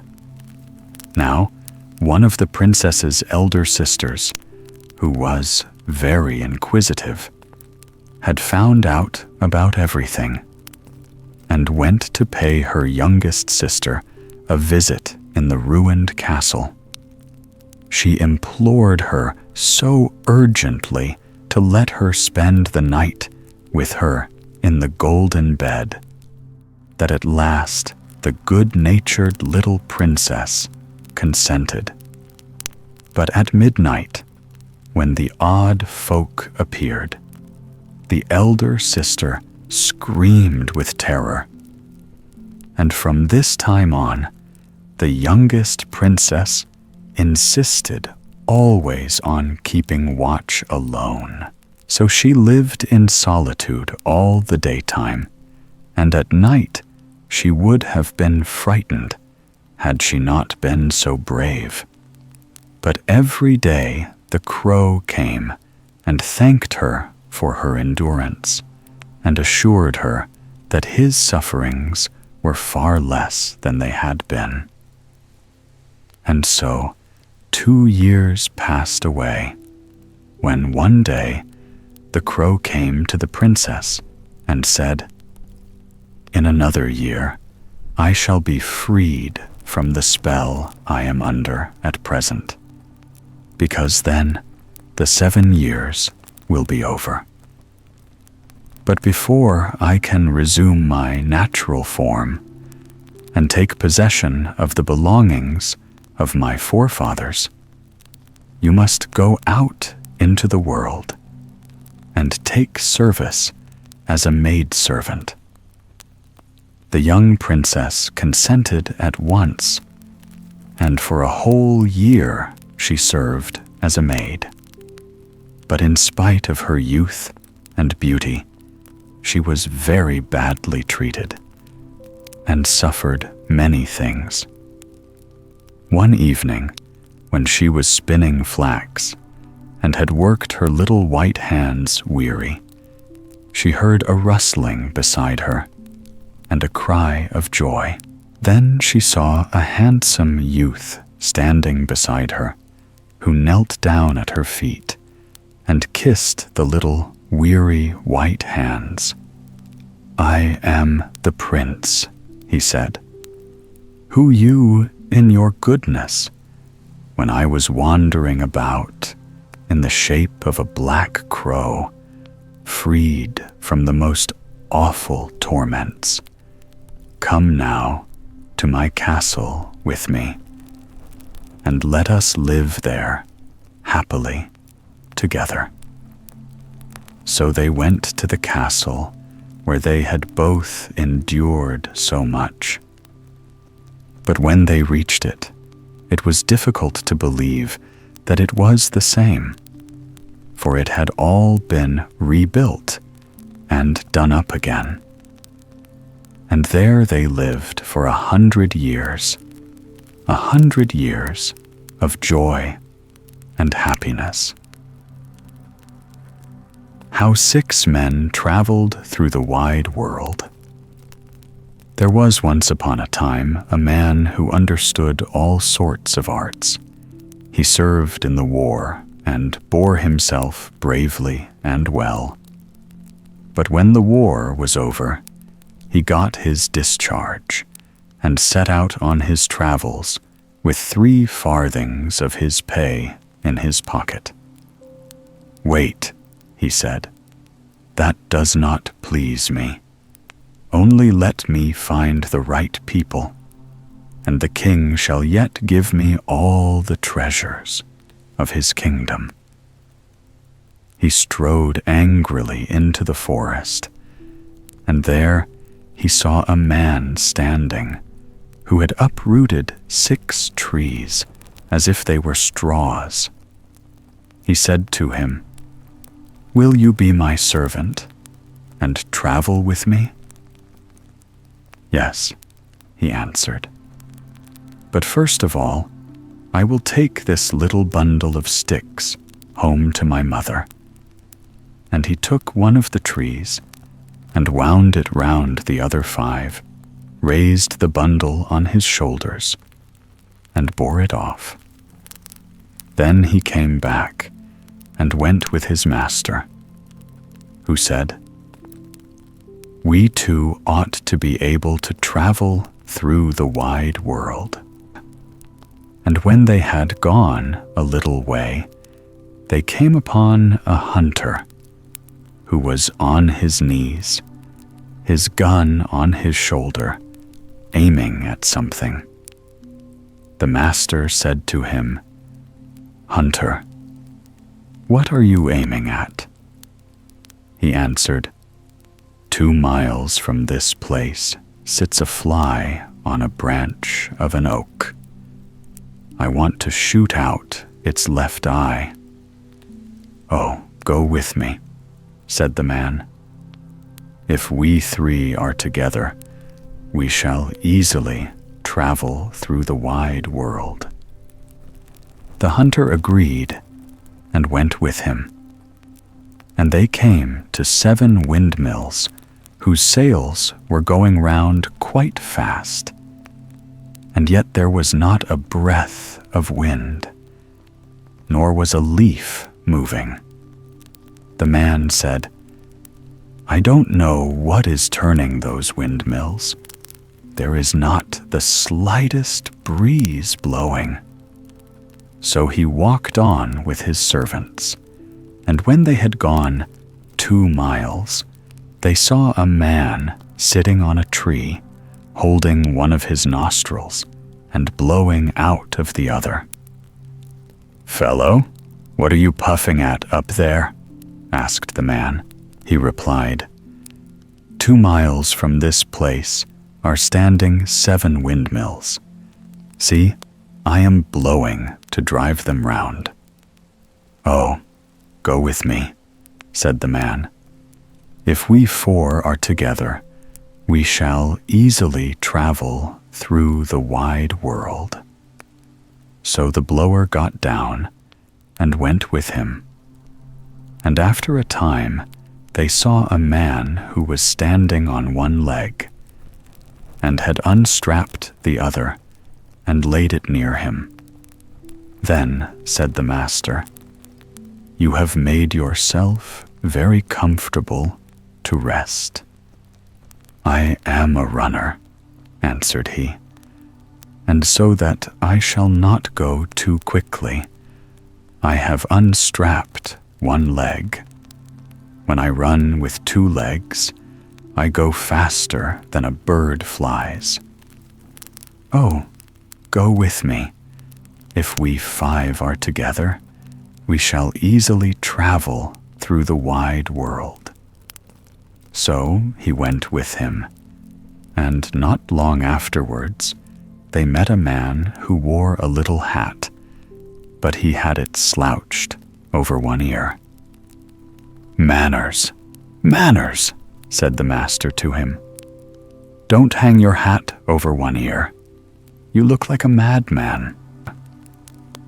"I dare not," said the other, "for if I were to put my hat on straight, there would come such a frost that the very birds in the sky would freeze and fall dead on the earth." "Oh, go with me," said the master. "If we 6 are together, we shall easily travel through the wide world." Now the 6 came to a town in which the king had proclaimed that whoever should run with his daughter in a race and win should become her husband. But if he lost, he must lose his head. This was reported to the man who declared he would compete. "But," he said, "I shall let my servant run for me." The king replied, "Then both your heads must be staked, and your head and his must be guaranteed for the winner." When this was agreed upon and settled, the man strapped on the runner's other leg, saying to him, "Now be nimble and see that we win." It was arranged that whoever should first bring water out of a stream a long way off should be the victor. Then the runner got a pitcher, and the king's daughter another, and they began to run at the same time. But in a moment, when the king's daughter was only just a little way off, no spectator could see the runner, and it seemed as if the wind had whistled past. In a short time he reached the stream, filled his pitcher with water, and turned round again. But halfway home, a great drowsiness came over him. He put down his pitcher, lay down, and fell asleep. He had, however, put a horse's skull, which was lying on the ground, for his pillow, so that he should not be too comfortable and might soon wake up. In the meantime, the king's daughter, who could also run well as an ordinary man could, reached the stream and hastened back with her pitcher full of water. When she saw the runner lying there asleep, she was delighted and said, "My enemy is given into my hands." She emptied his pitcher and ran on. Everything now would have been lost if, by good luck, the hunter had not been standing on the castle tower and had seen everything with his sharp eyes. "Ah," said he, "the king's daughter shall not overreach us." And loading his gun, he shot so cleverly that he shot away the horse's skull from under the runner's head, without its hurting him. Then the runner awoke, jumped up, and saw that his pitcher was empty, and the king's daughter far ahead. But he did not lose courage, and ran back to the stream with his pitcher, filled it once more with water, and was home 10 minutes before the king's daughter arrived.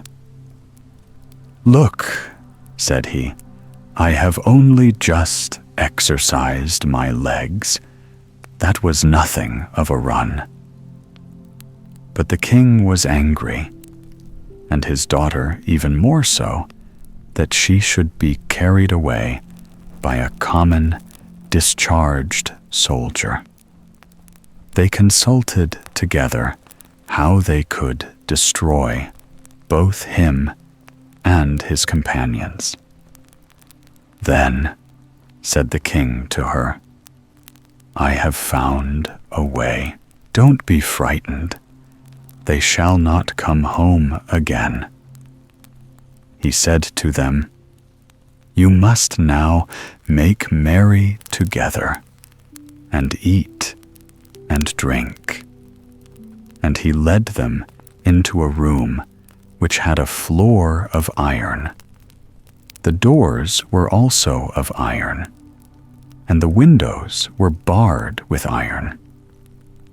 In the room was a table spread with delicious food. The king said to them, "Go in and enjoy yourselves." And as soon as they were inside, he had the doors shut and bolted. Then he made the cook come and ordered him to keep up a large fire under the room until the iron was red hot. The cook did so, and the 6 sitting round the table felt it grow very warm, and they thought this was because of their good fare. But when the heat became still greater, and they wanted to go out, but found the doors and windows fastened, then they knew that the king meant them harm and was trying to suffocate them. "But he shall not succeed," cried he of the little hat. "I will make a frost come which shall make the fire ashamed and die out there." So he put his hat on straight, and at once there came such a frost that all the heat disappeared, and the food on the dishes began to freeze. When a couple of hours had passed, and the king thought they must be quite dead from the heat, he had the doors opened and went in himself to see. But when the doors were opened, there stood all set, alive and well, saying they were glad they could come out to warm themselves, for the great cold in the room had frozen all the food hard in the dishes. Then the king went angrily to the cook and scolded him and asked him why he had not done what he was told. But the cook answered, "There is heat enough there. See for yourself." Then the king saw a huge fire burning under the iron room and understood that he could do no harm to the 6 in this way. The king now began again to think how he could free himself from his unwelcome guests. He commanded the master to come before him and said, "If you will take gold and give up your right to my daughter, you shall have as much as you like." "Oh, yes, your majesty," answered he. "Give me as much as my servant can carry, and I will give up your daughter." The king was delighted, and the man said, "I will come and fetch it in 14 days. Then he called all the tailors in the kingdom together and made them sit down for 14 days sewing at a sack. When it was finished, he made the strong man who had uprooted the trees take the sack on his shoulder and go with him to the king. Then the king said, "What a powerful fellow that is, carrying that bale of linen as large as a house on his shoulder." And he was much frightened and thought, "What a lot of gold he will make away with." Then he had a ton of gold brought, which 16 of the strongest men had to carry. But the strong man seized it with one hand, put it in the sack, saying, "Why don't you bring me more? That scarcely covers the bottom." Then the king had to send again and again to fetch his treasures, which the strong man shoved into the sack. And the sack was only half full. "Bring more," he cried. "These crumbs don't fill it." So 7,000 wagons of the gold of the whole kingdom were driven up. These the strong man shoved into the sack, oxen and all. "I will no longer be particular," he said, "and will take what comes, so that the sack shall be full." When everything was put in, and there was not yet enough, he said, "I will make an end of this. It is easy to fasten a sack when it is not full."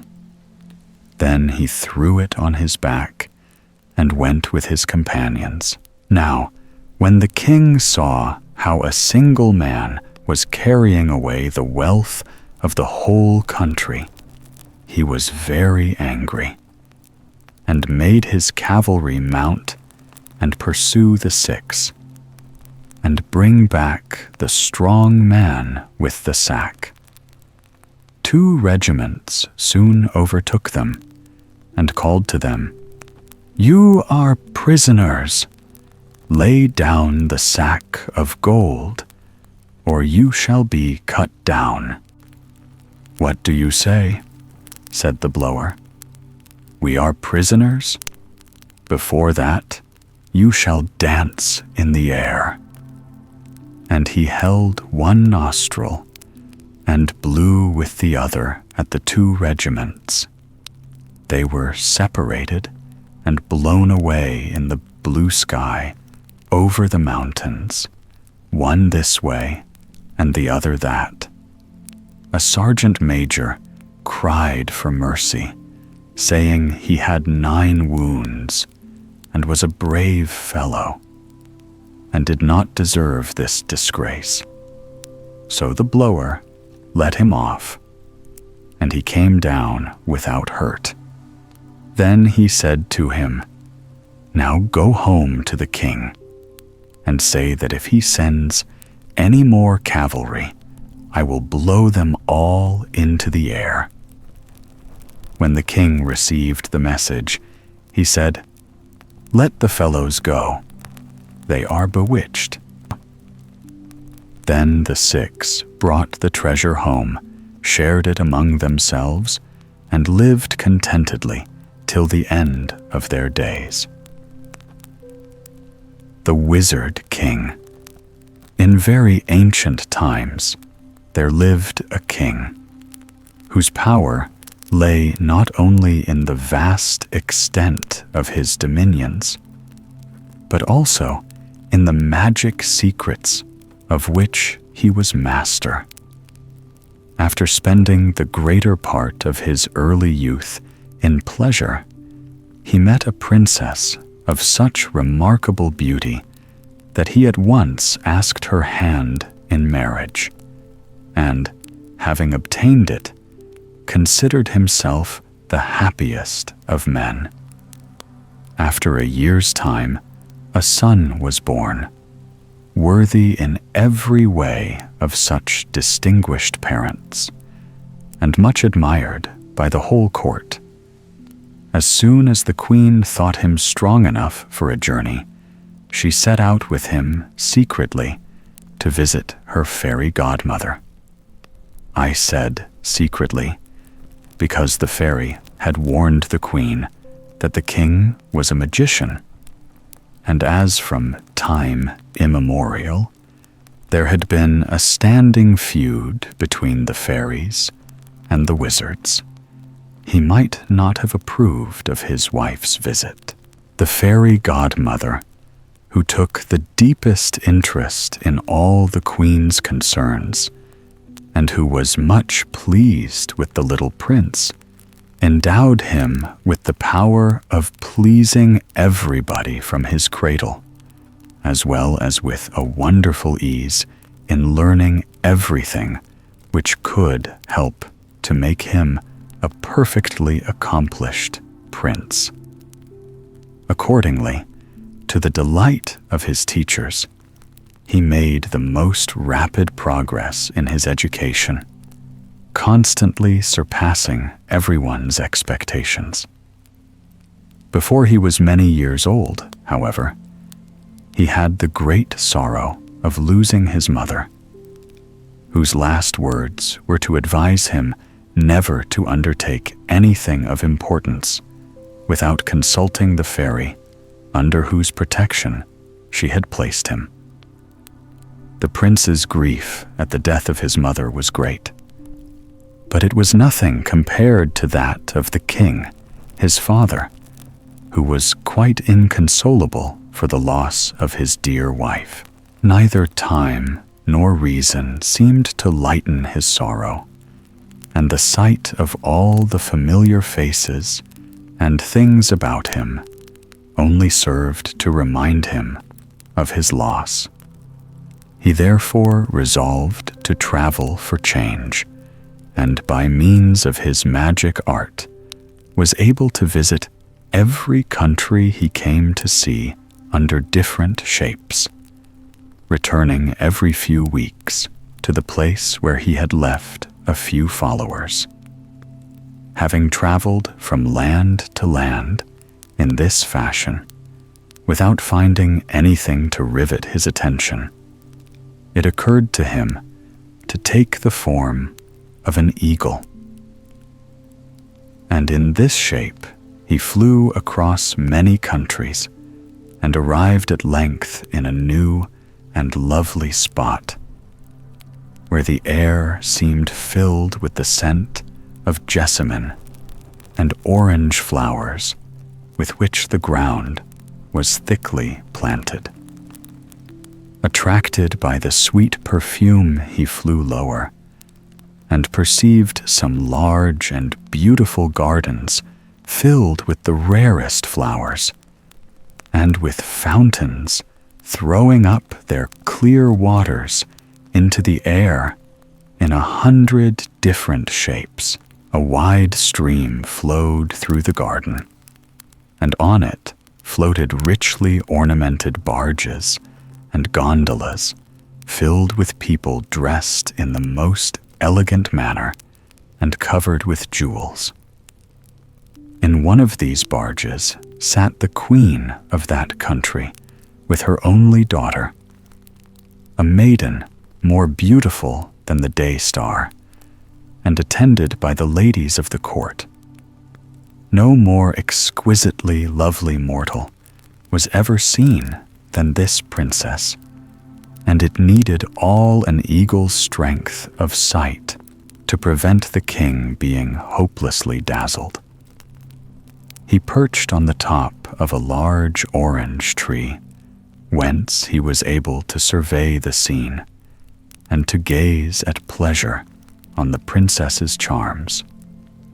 Now, an eagle with a king's heart in his breast is apt to be bold, and accordingly, he instantly made up his mind to carry off the lovely damsel, feeling sure that having once seen her, he could not live without her.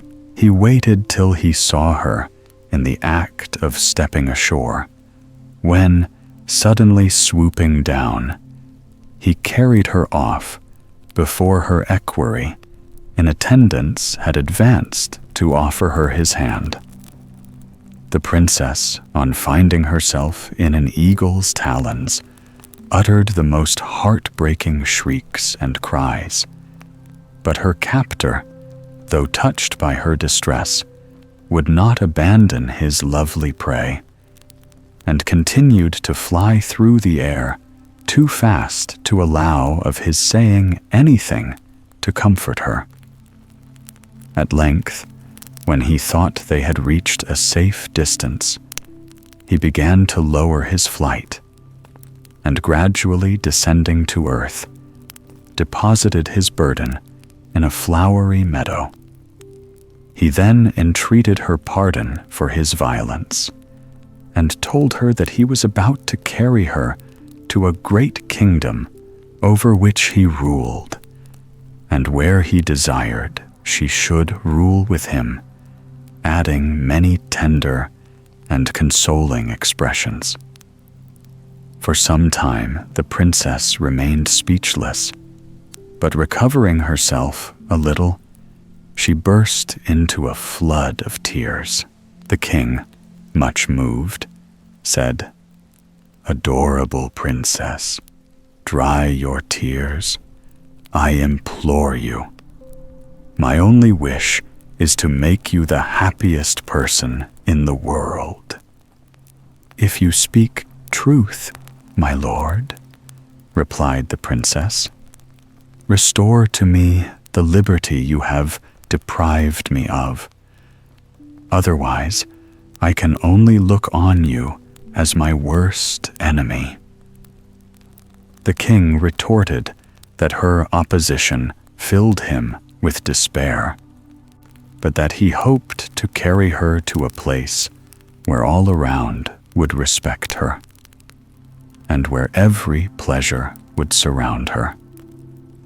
So saying, he seized her once more, and in spite of all her cries, he rapidly bore her off to the neighborhood of his capital. Here he gently placed her on a lawn, and as he did so, she saw a magnificent palace spring up at her feet.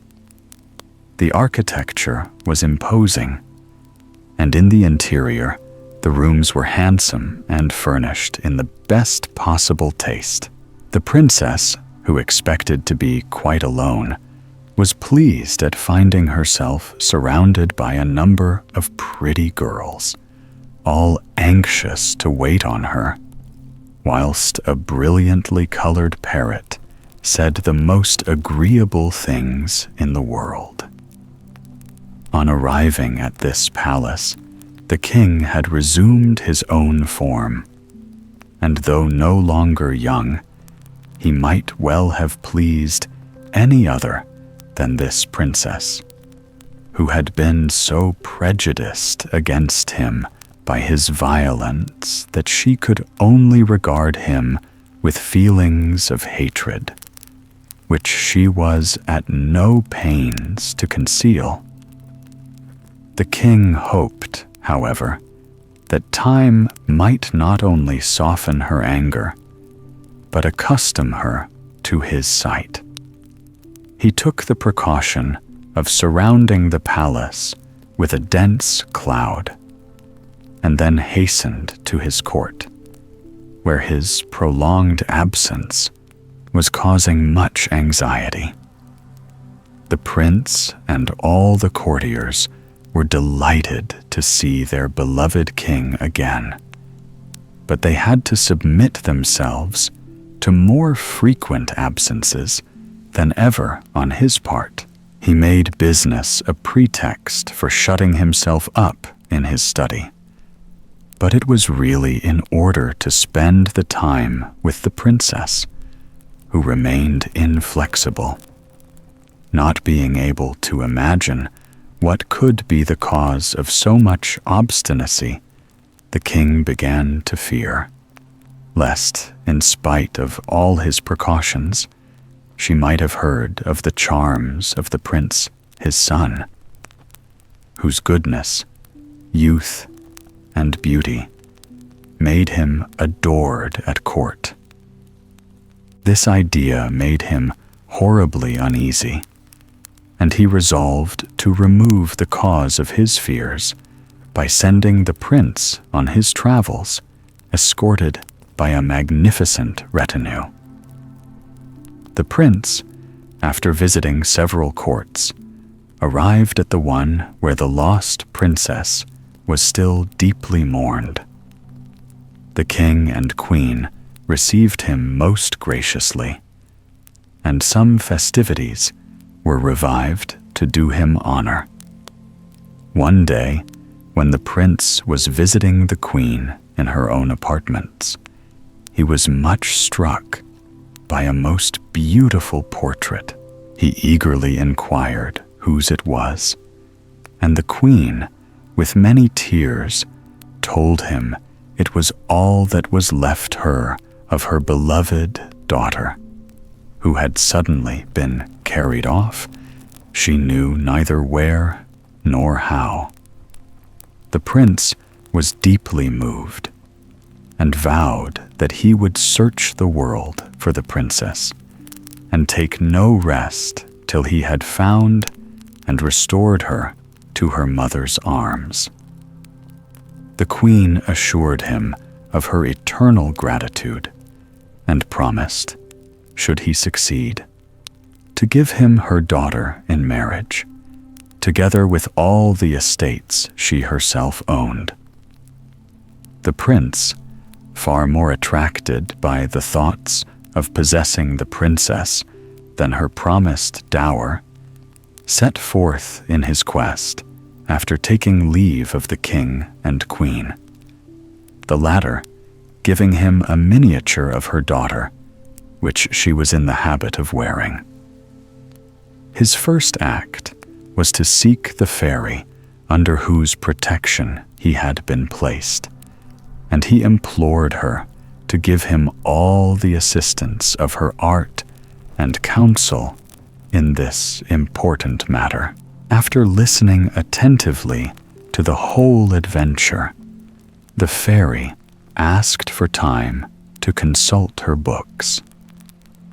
After due consideration, she informed the prince that the object of his search was not far distant, but that it was too difficult for him to attempt to enter the enchanted palace where she was, as the king his father had surrounded it with a thick cloud, and that the only expedient she could think of would be to gain possession of the princess's parrot. This, she added, did not appear impossible, as it often flew about to some distance in the neighborhood.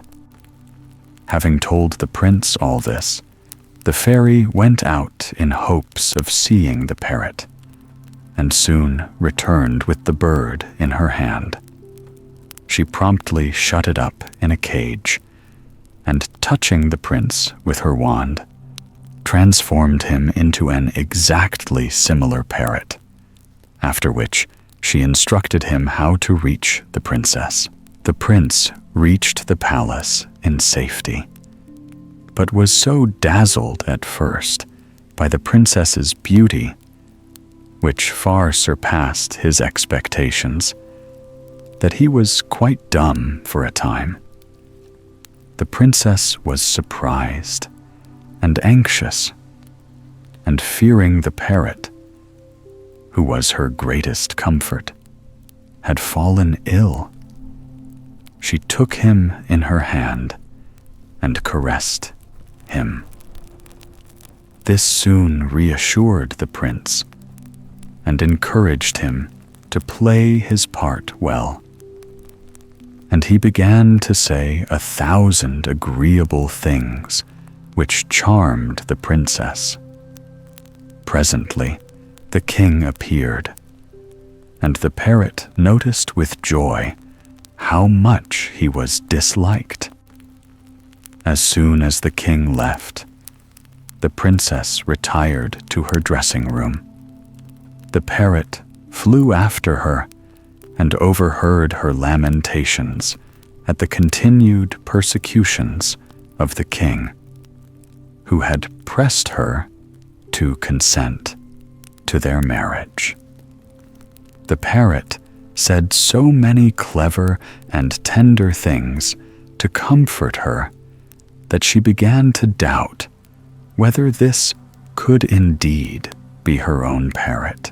When he saw her well disposed towards him, he exclaimed, "Madam, I have a most important secret to confide to you, and I beg you not to be alarmed by what I am about to say.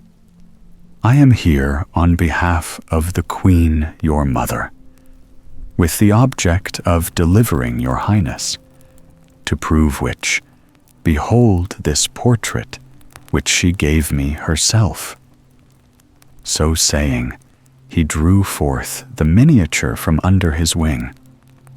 The princess's surprise was great, but after what she had seen and heard, it was impossible not to indulge in hope, for she had recognized the likeness of herself which her mother always wore.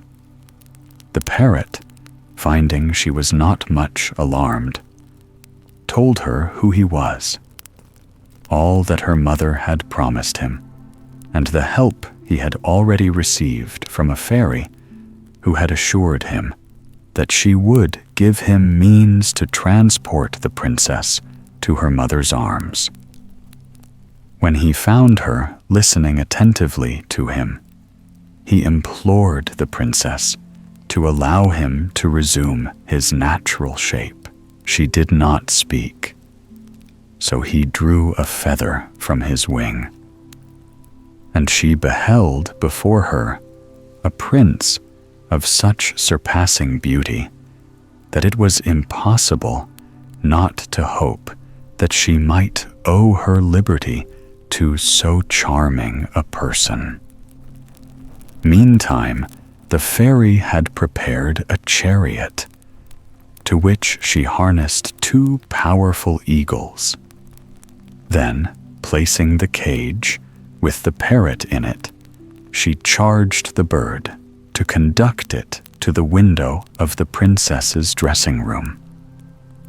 This was done in a few minutes, and the princess, stepping into the chariot with the prince, was delighted to find her parrot again.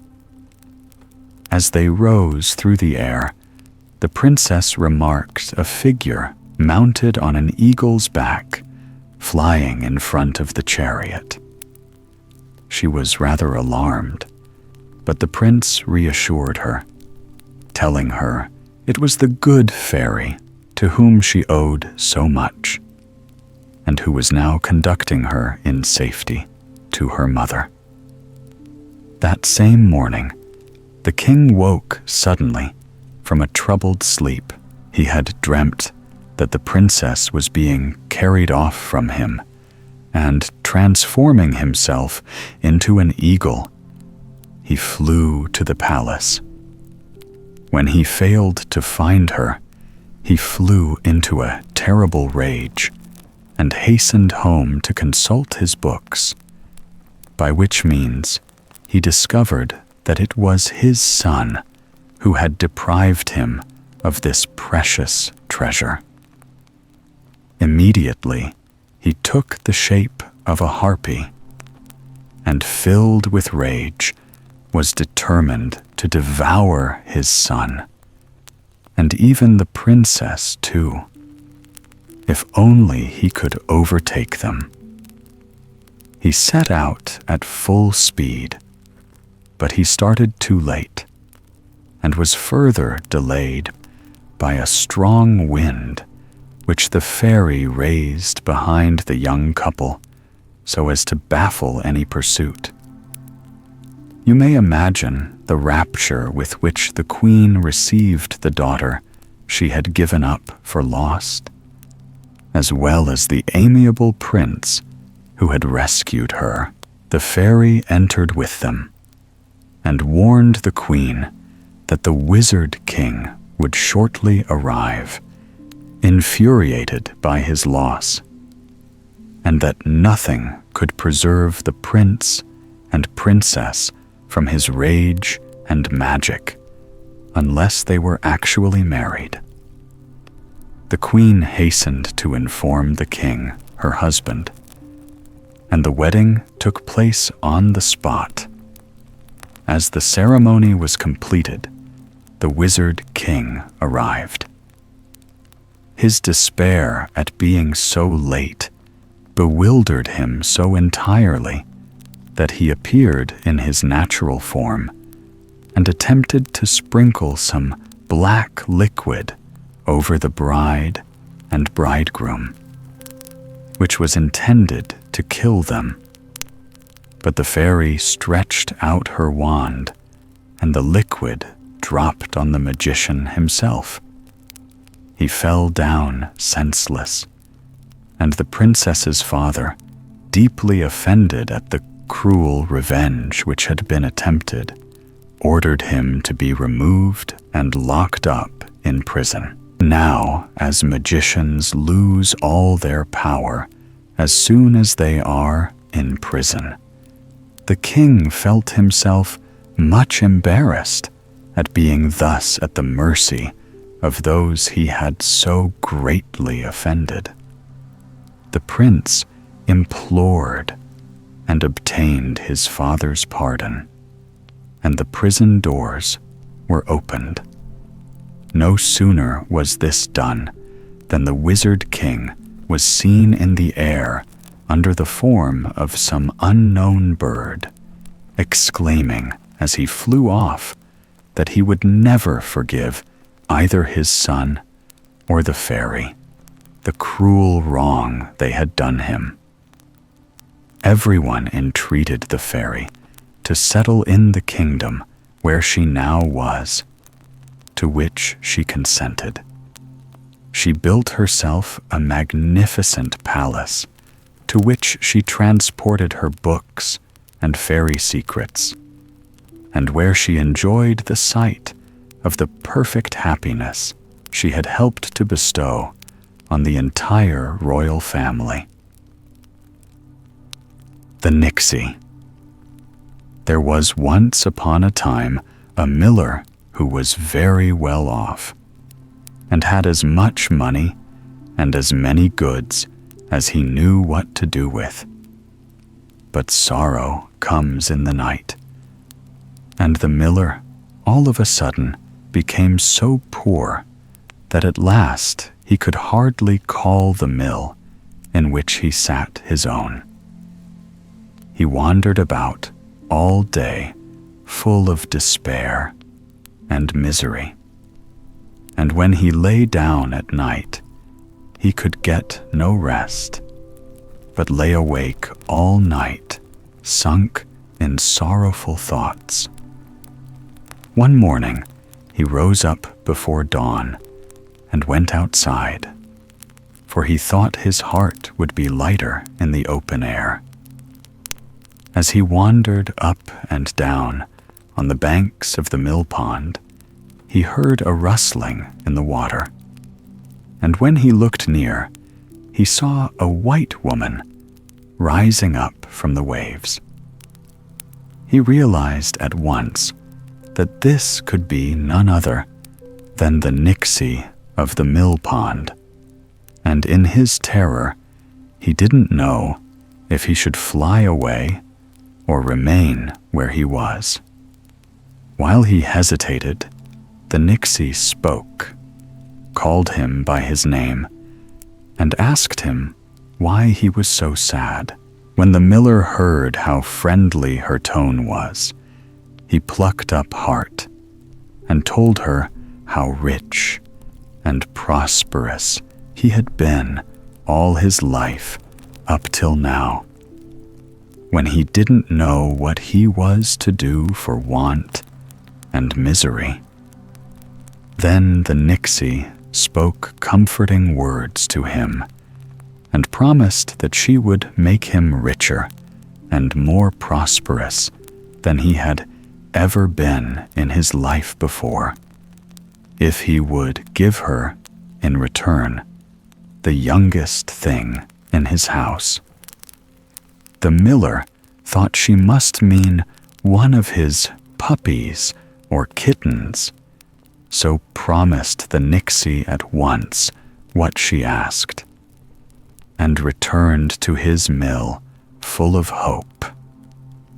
On the threshold, he was greeted by a servant with the news that his wife had just given birth to a boy. The poor miller was much horrified by these tidings, and went in to his wife with a heavy heart to tell her and his relations of the fatal bargain he had just struck with the Nixy. "I would gladly give up all the good fortune she promised me," he said, "if I could only save my child." But no one could think of any advice to give him beyond taking care that the child never went near the mill pond. So the boy throve and grew big, and in the meantime, all prospered with the miller. And in a few years, he was richer than he had ever been before. But all the same, he did not enjoy his good fortune, for he could not forget his compact with the Nixy, and he knew that sooner or later she would demand his fulfillment of it. But year after year went by, and the boy grew up and became a great hunter, and the lord of the land took him into his service, for he was as smart and bold a hunter as you would wish to see. In a short time, he married a pretty young wife and lived with her in great peace and happiness. One day, when he was out hunting, a hare sprang up at his feet and ran for some way in front of him in the open field. The hunter pursued it hotly for some time, and at last shot it dead. Then he proceeded to skin it, never noticing that he was close to the mill pond, which from childhood up he had been taught to avoid. He soon finished the skinning and went to the water to wash the blood off his hands. He had hardly dipped them in the pond when the Nixy rose up in the water, and seizing him in her wet arms, she dragged him down with her under the waves. When the hunter did not come home in the evening, his wife grew very anxious, and when his game bag was found close to the mill pond, she guessed at once what had befallen him. she was nearly beside herself with grief, and roamed round and round the pond, calling on her husband without ceasing. At last, worn out with sorrow and fatigue, she fell asleep and dreamt that she was wandering along a flowery meadow when she came to a hut where she found an old witch who promised to restore her husband to her. When she awoke next morning, she determined to set out and find the witch. So she wandered on for many a day, and at last she reached the flowery meadow and found the hut where the old witch lived. The poor wife told her all that had happened, and how she had been told in a dream of the witch's power to help her. The witch counseled her to go to the pond the first time there was a full moon, and to comb her black hair with a golden comb, and then to place the comb on the bank. The hunter's wife gave the witch a handsome present, thanked her heartily, and returned home. Time dragged heavily till the time of the full moon, but it passed at last, and as soon as it rose, the young wife went to the pond, combed her black hair with a golden comb, and when she had finished, placed the comb on the bank. Then she watched the water impatiently. Soon she heard a rushing sound, and a big wave rose suddenly and swept the comb off the bank. And a minute after, the head of her husband rose from the pond and gazed sadly at her. But immediately another wave came, and the head sank back into the water without having said a word. The pond lay still and motionless, glittering in the moonshine, and the hunter's wife was not a bit better off than she had been before. In despair, she wandered about for days and nights, and at last, worn out by fatigue, she sank once more into a deep sleep, and dreamt exactly the same dream about the old witch. So next morning, she went again to the flowery meadow and sought the witch in her hut, and told her of her grief. The old woman counseled her to go to the mill pond the next full moon and play upon a golden flute, and then to lay the flute on the bank. As soon as the next moon was full, the hunter's wife went to the mill pond, played on a golden flute, and when she had finished, placed it on the bank. Then a rushing sound was heard, and a wave swept the flute off the bank. And soon the head of the hunter appeared and rose up higher and higher till he was half out of the water. Then he gazed sadly at his wife and stretched out his arms towards her. But another rushing wave arose and dragged him under once more. The hunter's wife, who had stood on the bank full of joy and hope, sank into despair when she saw her husband snatched away again before her eyes. But for her comfort, she dreamt the same dream a third time, and betook herself once more to the old witch's hut in the flowery meadow. This time, the old woman told her to go the next full moon to the mill pond and to spin there with a golden spinning wheel, and then to leave the spinning wheel on the bank. The hunter's wife did as she was advised, and the first night the moon was full, she sat and spun with a golden spinning wheel, and then left the wheel on the bank. In a few minutes, a rushing sound was heard in the waters, and a wave swept the spinning wheel from the bank.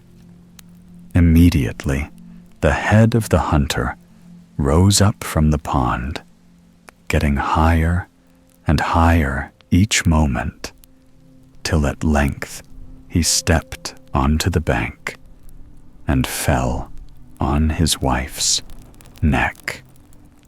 But the waters of the pond rose up suddenly, overflowed the bank where the couple stood, and dragged them under the flood.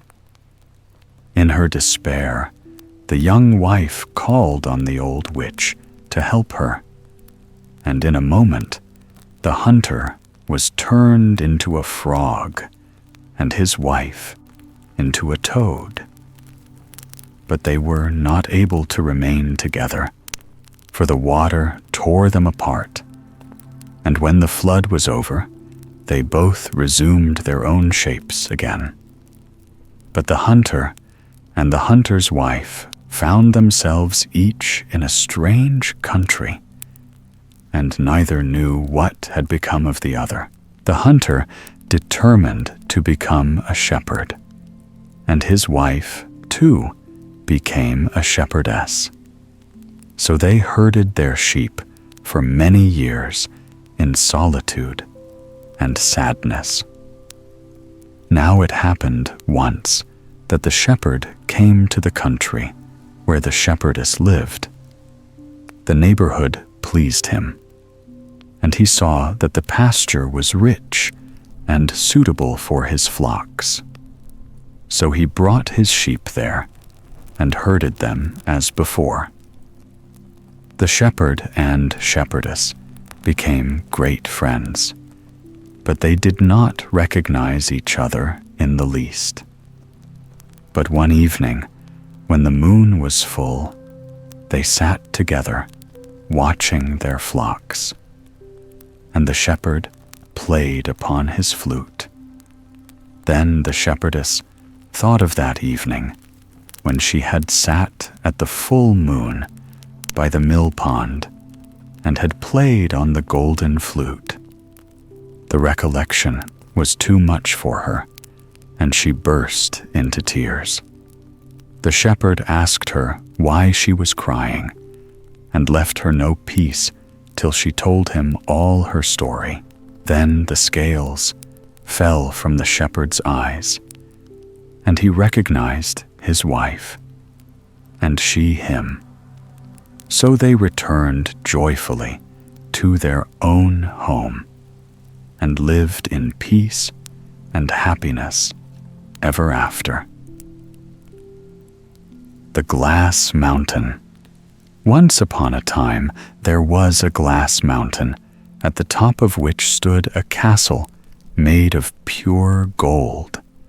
And in front of the castle, there grew an apple tree, on which there were golden apples. Anyone who picked an apple gained admittance into the golden castle, and there in a silver room sat an enchanted princess of surpassing fairness and beauty. She was as rich, too, as she was beautiful, for the cellars of the castle were full of precious stones, and great chests of the finest gold stood round the walls of all the rooms. Many knights had come from afar to try their luck, but it was in vain they attempted to climb the mountain. In spite of having their horses shod with sharp nails, no one managed to get more than halfway up, and then they all fell back right down to the bottom of the steep, slippery hill. Sometimes they broke an arm, sometimes a leg, and many a brave man had broken his neck even. The beautiful princess sat at her window and watched the bold knights trying to reach her on their splendid horses. The sight of her always gave men fresh courage, and they flocked from the 4 quarters of the globe to attempt the work of rescuing her. But all in vain, and for 7 years the princess had sat now and waited for someone to scale the glass mountain. A heap of corpses, both of riders and horses, lay round the mountain, and many dying men lay groaning there, unable to go any farther with their wounded limbs. The whole neighborhood had the appearance of a vast churchyard. In 3 more days, the 7 years would be at an end, when a knight in golden armor and mounted on a spirited steed was seen making his way towards the fatal hill.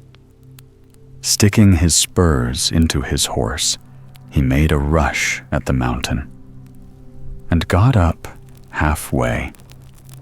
Then he calmly turned his horse's head and came down again without a slip or stumble. The following day, he started in the same way.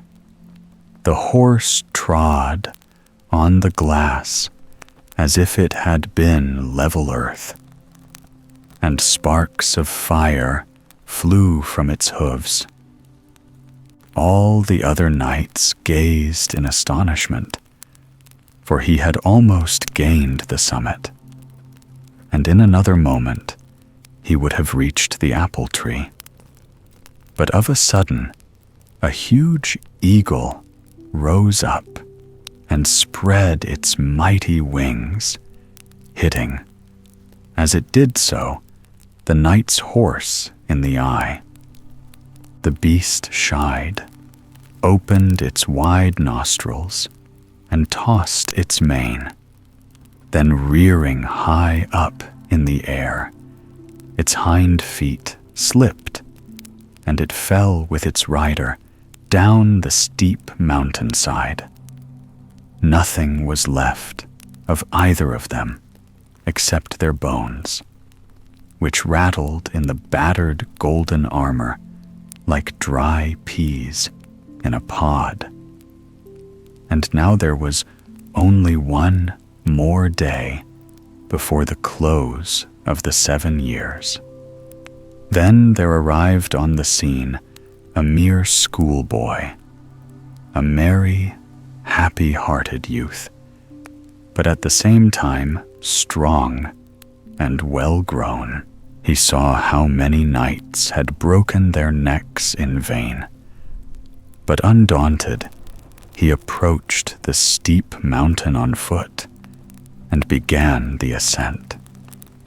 For long, he had heard his parents speak of the beautiful princess who sat in the golden castle at the top of the glass mountain.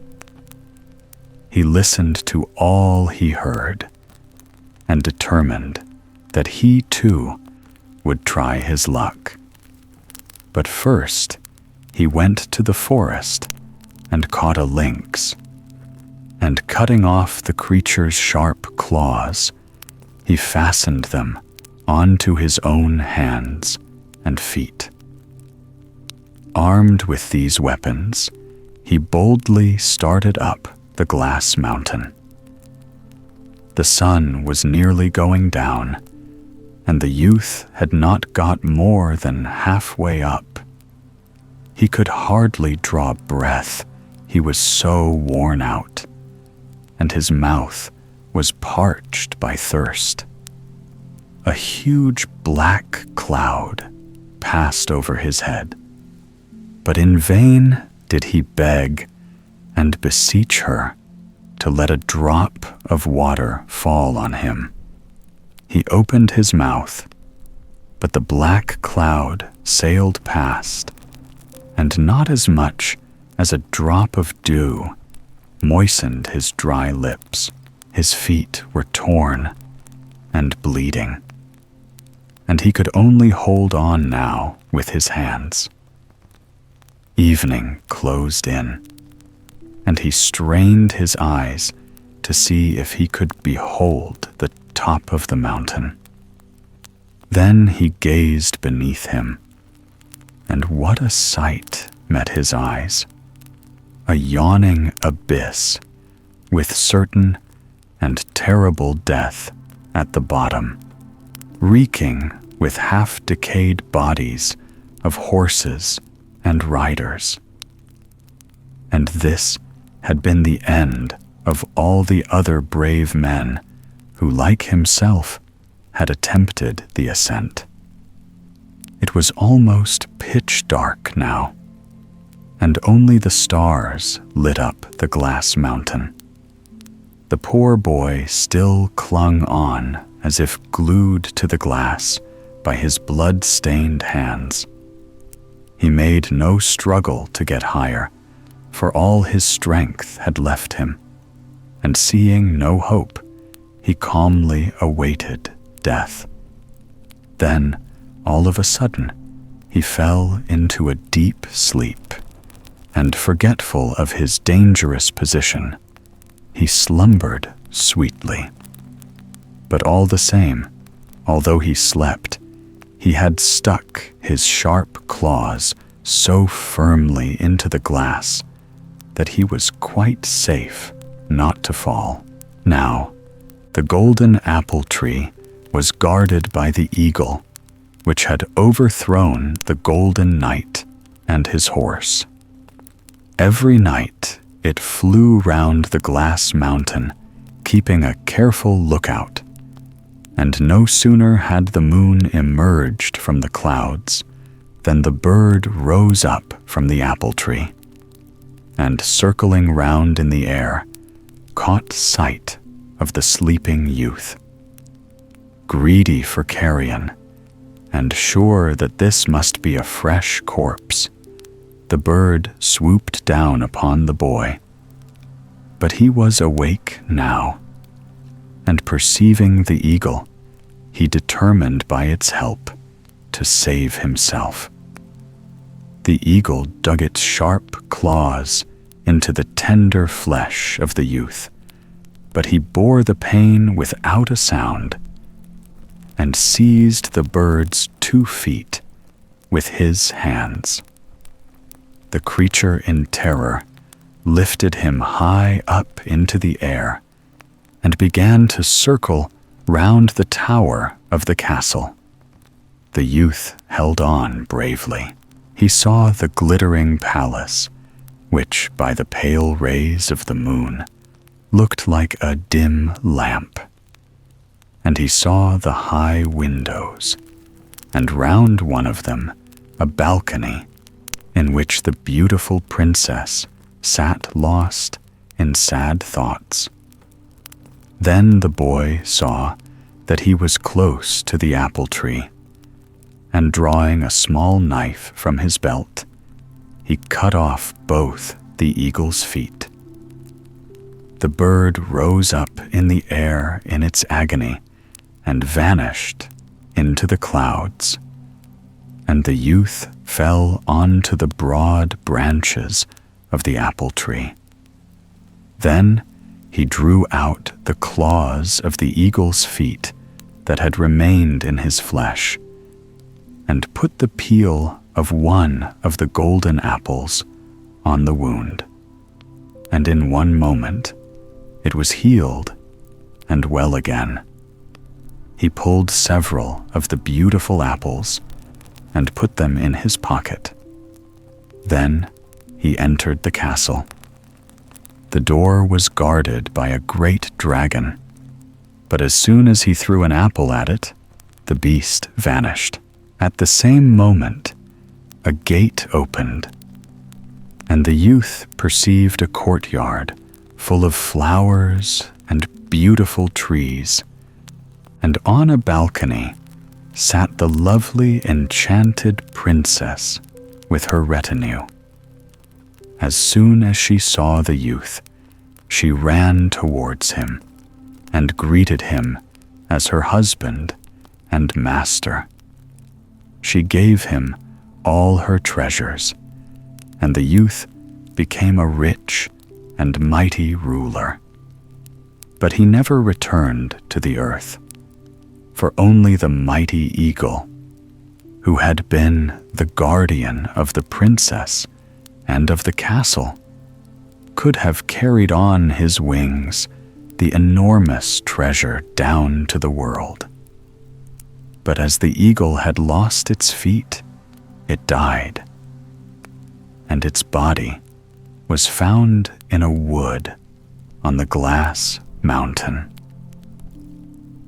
One day, when the youth was strolling about in the palace garden with the princess, his wife, he looked down over the edge of the glass mountain and saw, to his astonishment, a great number of people gathered there.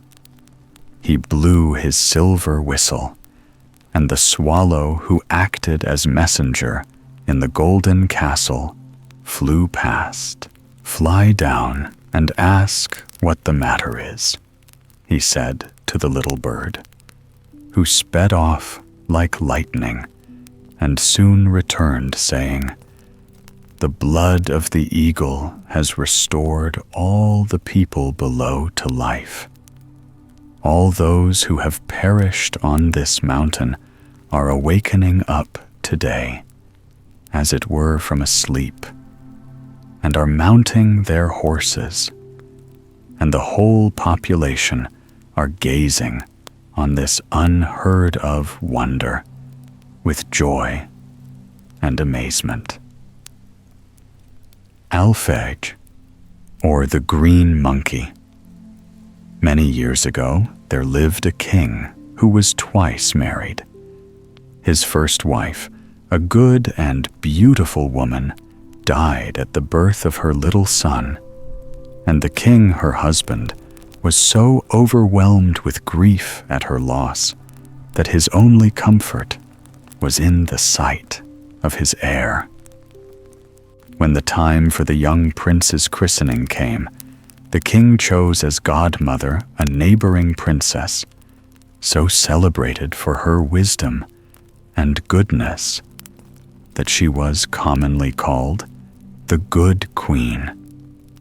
She named the baby Alphege, and from that moment took him to her heart. Time wipes away the greatest griefs, and after 2 or 3 years, the king married again. His second wife was a princess of undeniable beauty, but by no means of so amiable a disposition as the first queen. In due time, a second prince was born, and the queen was devoured with rage at the thought that Prince Alphege came between her son and the throne. She took care, however, to conceal her jealous feelings from the king. At length, she could control herself no longer, so she sent a trusty servant to her old and faithful friend, the fairy of the mountain, to beg her to devise some means by which she might get rid of her stepson.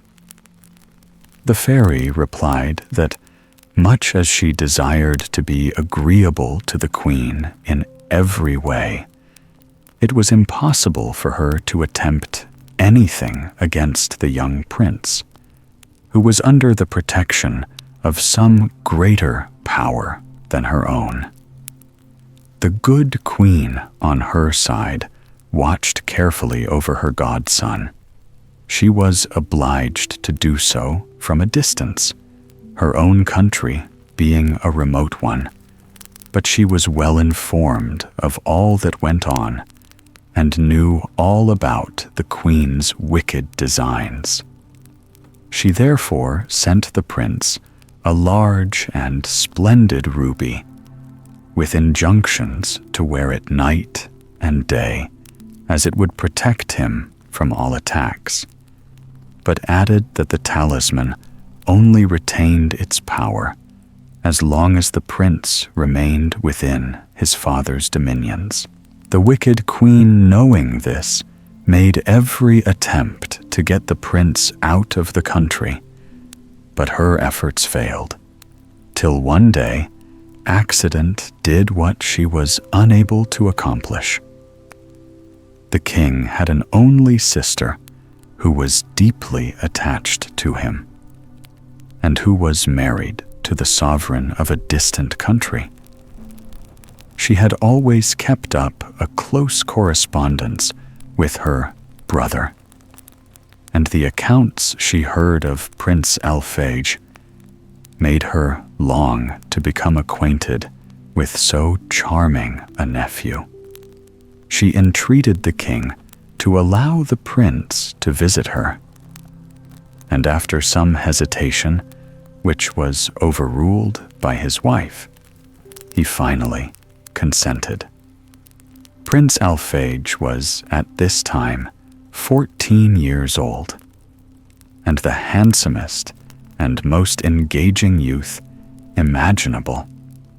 In his infancy, he had been placed in the charge of one of the great ladies of the court, who, according to the prevailing custom, acted first as his head nurse, and then as his governess. When he outgrew her care, her husband was appointed as his tutor and governor, so that he had never been separated from this excellent couple, who loved him as tenderly as they did their only daughter Zaida, and were warmly loved by him in return. When the prince set forth on his travels, it was but natural that this devoted couple should accompany him, and accordingly he started with them and attended by a numerous retinue. For some time he traveled through his father's dominions, and all went well. But soon after passing the frontier, they had to cross a desert plain under a burning sun. They were glad to take shelter under a group of trees near, and here the prince complained of burning thirst. Luckily, a tiny stream ran close by, and some water was soon procured. But no sooner had he tasted it than he sprang from his carriage and disappeared in a moment. In vain did his anxious followers seek for him. He was nowhere to be found. As they were hunting and shouting through the trees, a black monkey suddenly appeared on a point of rock and said, "Poor sorrowing people, you are seeking your prince in vain. Return to your own country, and know that he will not be restored to you till you have for some time failed to recognize him."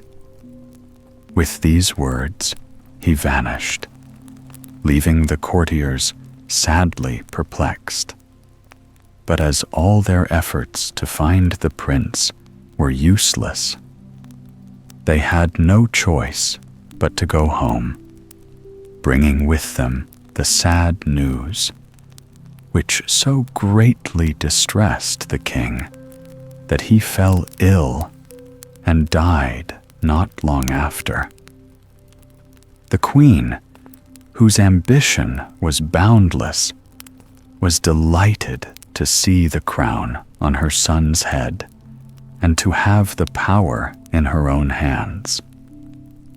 Her hard rule made her very unpopular, and it was commonly believed that she had made away with Prince Alphege. Indeed, had the king her son not been deservedly beloved, a revolution would certainly have arisen. Meantime, the former governess of the unfortunate Alphege, who had lost her husband soon after the king's death, retired to her own house with her daughter, who grew up a lovely and most lovable girl, and both continued to mourn the loss of their dear prince.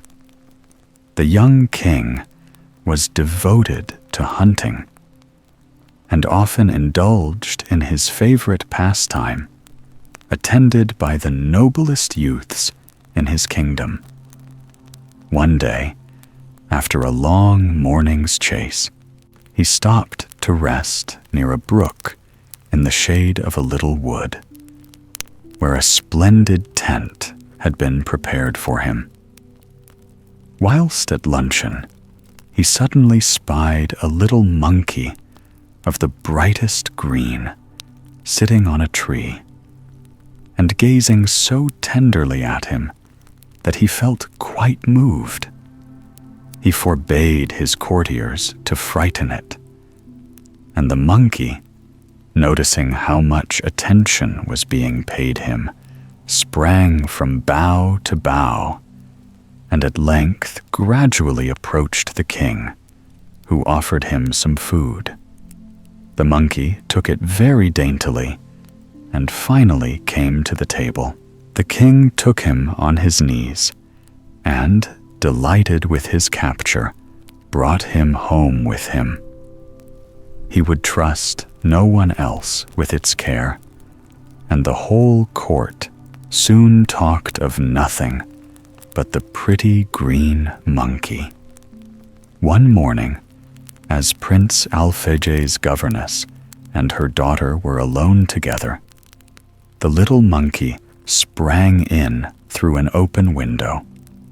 He had escaped from the palace, and his manners were so gentle and caressing that Zaida and her mother soon got over the first fright he had given them.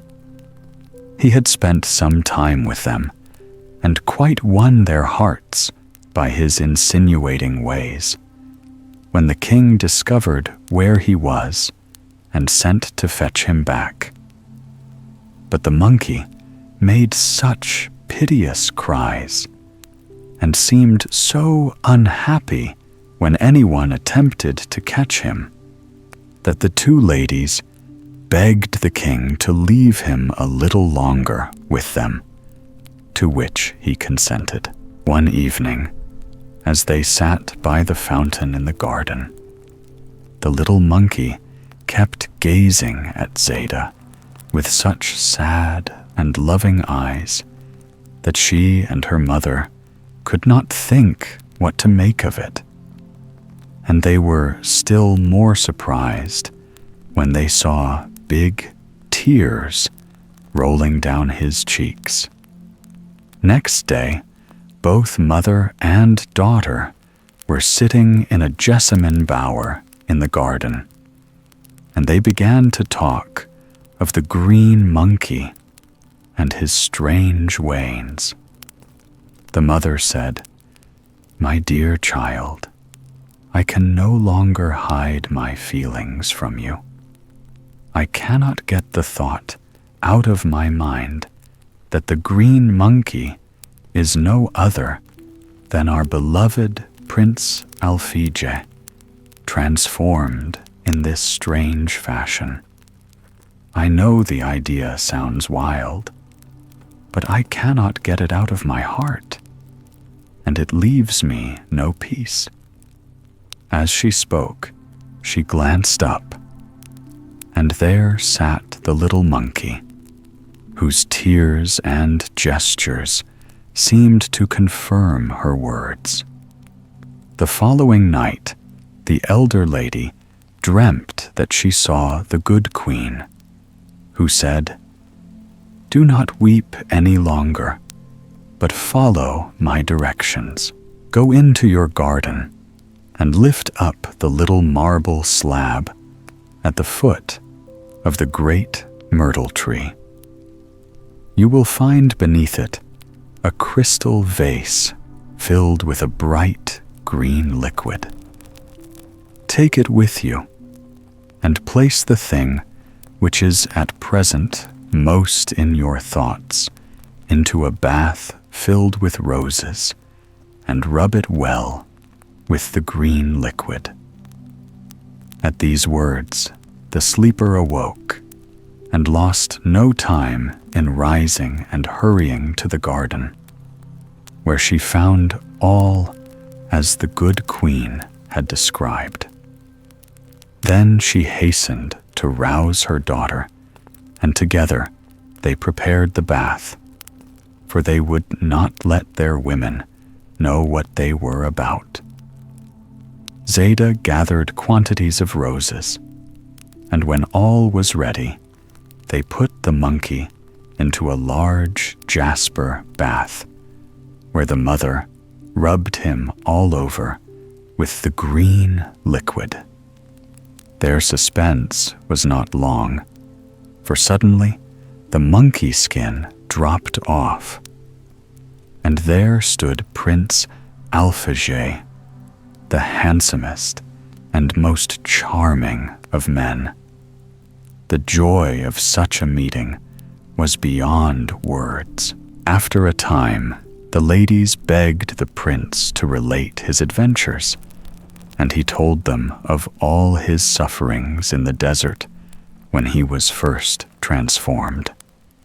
His only comfort had been in visits from the good queen, who had at length put him in the way of meeting his brother. Several days were spent in these interesting conversations, but at length Zaida's mother began to think of the best means for placing the prince on the throne, which was his by right. The queen, on her side, was feeling very anxious. She had felt sure from the first that her son's pet monkey was no other than Prince Alphege, and she longed to put an end to him. Her suspicions were confirmed by the fairy of the mountain, and she hastened in tears to the king, her son. "I am informed," she cried, "that some ill-disposed people have raised up an impostor in the hopes of dethroning you. You must at once have him put to death." The king, who was very brave, assured the queen that he would soon punish the conspirators. He made careful inquiries into the matter, and thought it hardly probable that a quiet widow and a young girl would think of attempting anything of the nature of a revolution. He determined to go and see them, and to find out the truth for himself. So one night, without saying anything to the queen or his ministers, he set out for the palace where the two ladies lived, attended only by a small band of followers.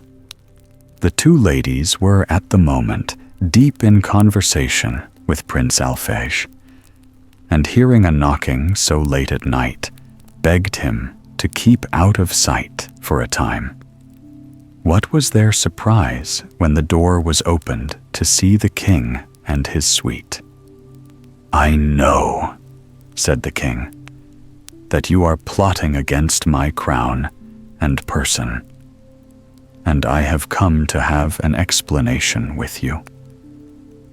As she was about to answer, Prince Alphege, who had heard all, came forward and said, "It is from me you must ask an explanation, brother." He spoke with such grace and dignity that everyone gazed at him with mute surprise. At length, the king, recovering from his astonishment at recognizing the brother who had been lost some years before, exclaimed, "Yes, you are indeed my brother. And now that I have found you, take the throne to which I have no longer a right." So saying, he respectfully kissed the prince's hand. Alphege threw himself into his arms, and the brothers hastened to the royal palace, where in the presence of the entire court, he received the crown from his brother's hand. To clear away any possible doubt, he showed the ruby which the good queen had given him in his childhood. As they were gazing at it, it suddenly split with a loud noise, and at the same moment, the wicked queen expired. King Alphege lost no time in marrying his dear and lovely Zaida, and his joy was complete when the good queen appeared at his wedding. She assured him that the fairy of the mountain had henceforth lost all power over him, and after spending some time with the young couple and bestowing the most costly presents on them, she retired to her own country. King Alphege insisted on his brother sharing his throne, and they all lived to a good old age, universally beloved and admired. Fairer than a fairy. Once there lived a king who had no children for many years after his marriage. At length, heaven granted him a daughter of such remarkable beauty that he could think of no name so appropriate for her as fairer than a fairy.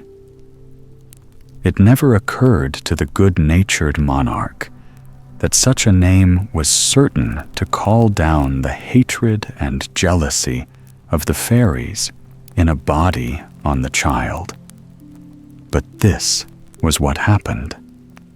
No sooner had they heard of this presumptuous name than they resolved to gain possession of her who bore it, and either to torment her cruelly, or at least to conceal her from the eyes of all men. The eldest of their tribe was entrusted to carry out their revenge.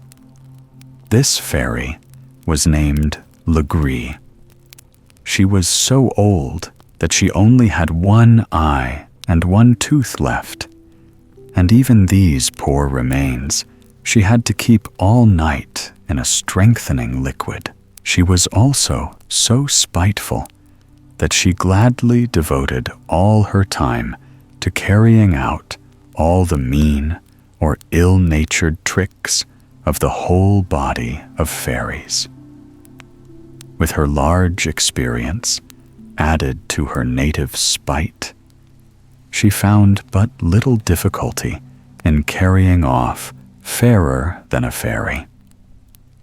The poor child, who was only 7 years old, nearly died of fear on finding herself in the power of this hideous creature. However, when after an hour's journey underground, she found herself in a splendid palace with lovely gardens, she felt a little reassured, and was further cheered when she discovered that her pet cat and dog had followed her. The old fairy led her to a pretty room, which she said should be hers. at the same time giving her the strictest orders never to let out the fire which was burning brightly in the grate. She then gave 2 glass bottles into the princess's charge, desiring her to take the greatest care of them. And having enforced her orders with the most awful threats in case of disobedience, she vanished, leaving the little girl at liberty to explore the palace and grounds, and a good deal relieved at having only 2 apparently easy tasks set her. Several years passed, during which time the princess grew accustomed to her lonely life, obeyed the fairy's orders, and by degrees forgot all about the court of the king her father. One day, whilst passing near a fountain in the garden, she noticed that the sun's rays fell on the water in such a manner as to produce a brilliant rainbow. She stood still to admire it, when, to her great surprise, she heard a voice addressing her, which seemed to come from the center of its rays. The voice was that of a young man, and its sweetness of tone and the agreeable things it uttered led one to infer that its owner must be equally charming. But this had to be a mere matter of fancy, for no one was visible. The beautiful rainbow informed Fairer than a Fairy that he was young, the son of a powerful king, and that the fairy, Legree, who owed his parents a grudge, had revenged herself by depriving him of his natural shape for some years, that she had imprisoned him in the palace, where he had found his confinement hard to bear for some time.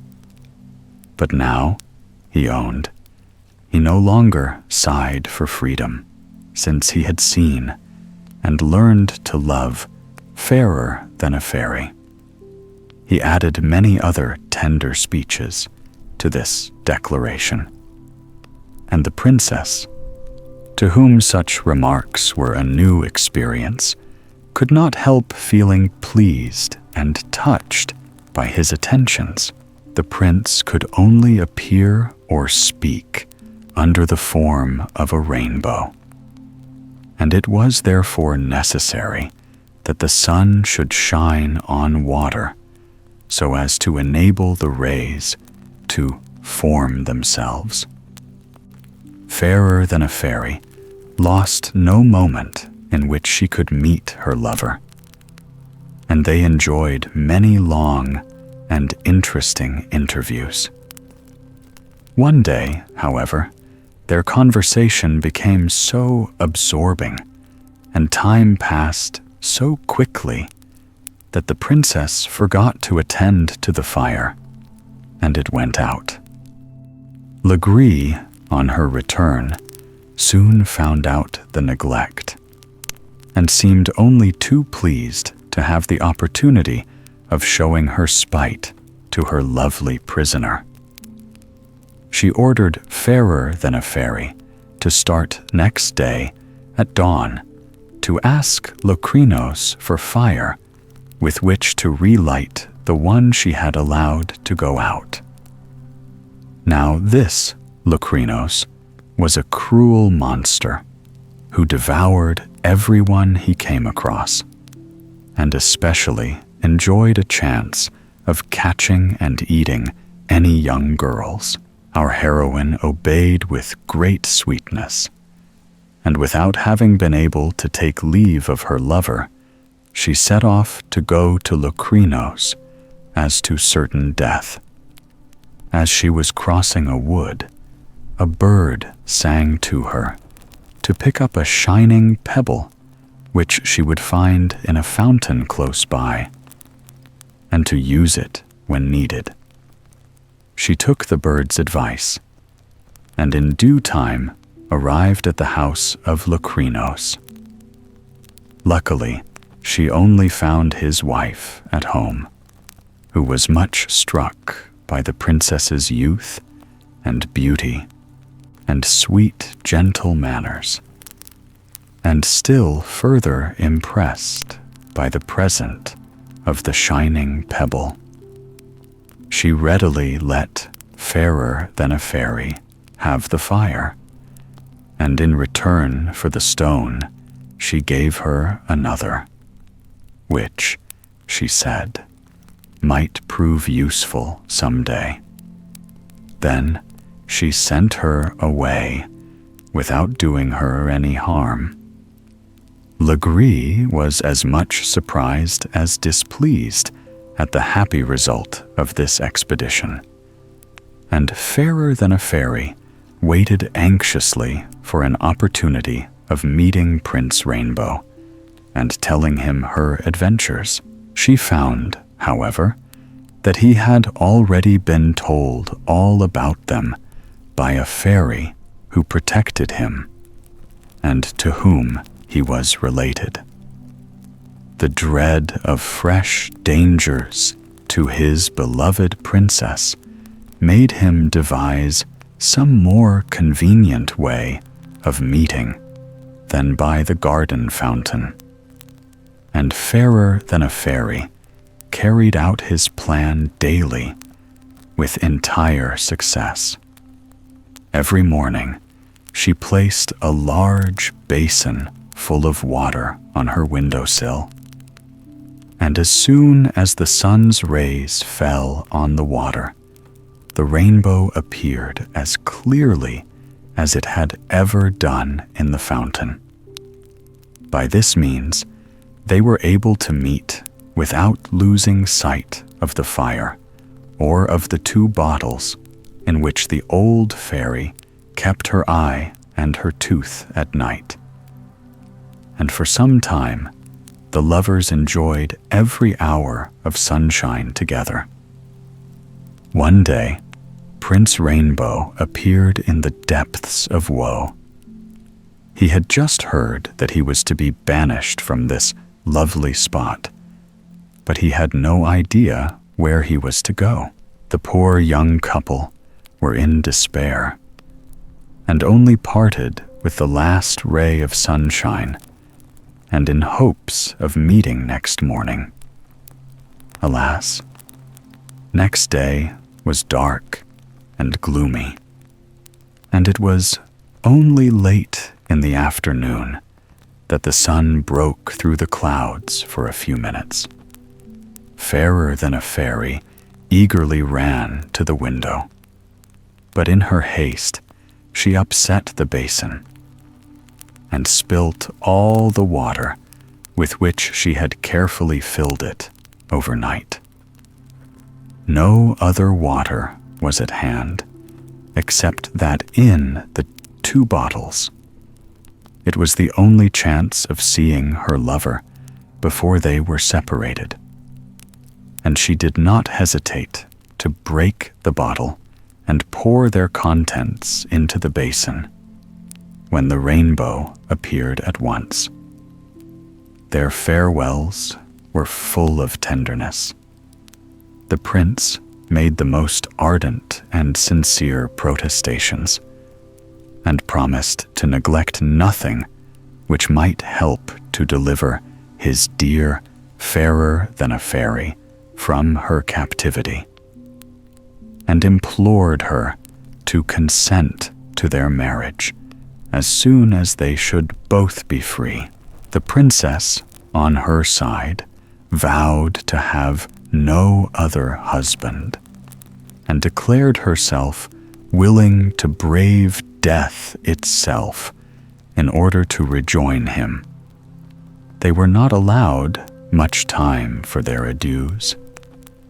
The rainbow vanished, and the princess, resolved to run all risks, started off at once, taking nothing with her but her dog, her cat, a sprig of myrtle, and the stone which the wife of Locrinos gave her.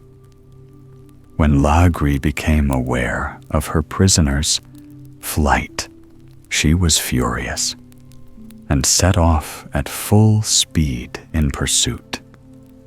She overtook her just as the poor girl, overcome by fatigue, had lain down to rest in a cave which the stone had formed itself into to shelter her. The little dog who was watching her mistress promptly flew at Lagri and bit her so severely that she stumbled against a corner of the cave and broke off her only tooth. Before she had recovered from the pain and rage this caused her, the princess had time to escape and was some way on her road. Fear gave her strength for some time, but at last she could go no further and sank down to rest. As she did so, the sprig of myrtle she carried touched the ground, and immediately a green and shady bower sprang up round her, in which she hoped to sleep in peace. But Lagri had not given up her pursuit, and arrived just as Fairer Than a Fairy had fallen fast asleep. This time she made sure of catching her victim, but the cat spied her out, and, springing from one of the boughs of the arbor, she flew at Legree's face and tore out her only eye, thus delivering the princess forever from her persecutor. One might have thought that all would now be well, but no sooner had Legree been put to fight than our heroine was overwhelmed with hunger and thirst. She felt as though she should certainly expire, and it was with some difficulty that she dragged herself as far as a pretty little green and white house, which stood at no great distance. Here she was received by a beautiful lady, dressed in green and white to match the house, which apparently belonged to her, and of which she seemed the only inhabitant. She greeted the fainting princess most kindly, gave her an excellent supper, and after a long night's rest in a delightful bed, told her that after many troubles she should finally attain her desire. As the green and white lady took leave of the princess, she gave her a nut, desiring her only to open it in the most urgent need. After a long and tiring journey, Fairer Than a Fairy was once more received in a house, and by a lady exactly like the one she had quitted. Here again, she received a present with the same injunctions, but instead of a nut, this lady gave her a golden pomegranate. The mournful princess had to continue her weary way, and after many troubles and hardships, she again found rest and shelter in a third house exactly similar to the two others. These houses belonged to 3 sisters, all endowed with fairy gifts, and all so alike in mind and person that they wished their houses and garments to be equally alike. Their occupation consisted in helping those in misfortune, and they were as gentle and benevolent as Legree had been cruel and spiteful. The third fairy comforted the poor traveler, begged her not to lose heart, and assured her that her troubles should be rewarded. She accompanied her advice by the gift of a crystal smelling bottle, with strict orders only to open it in case of urgent need. Fairer than a Fairy thanked her warmly and resumed her way, cheered by pleasant thoughts. After a time, her road led through a wood, full of soft airs and sweet odors, and before she had gone 100 yards, she saw a wonderful silver castle suspended by strong silver chains to 4 of the largest trees. It was so perfectly hung that a gentle breeze rocked it sufficiently to send you pleasantly to sleep. Fairer than a Fairy felt a strong desire to enter this castle, but besides being hung a little above the ground, there seemed to be neither doors nor windows. She had no doubt, though really I cannot think why, that the moment had come in which to use the nut which had been given her. She opened it, and out came a diminutive hall porter at whose belt hung a tiny chain, at the end of which was a golden key half as long as the smallest pin you ever saw. The princess climbed up one of the silver chains, holding in her hand the little porter, who, in spite of his minute size, opened a secret door with his golden key and let her in. She entered a magnificent room, which appeared to occupy the entire castle, and which was lighted by gold and jeweled stars in the ceiling.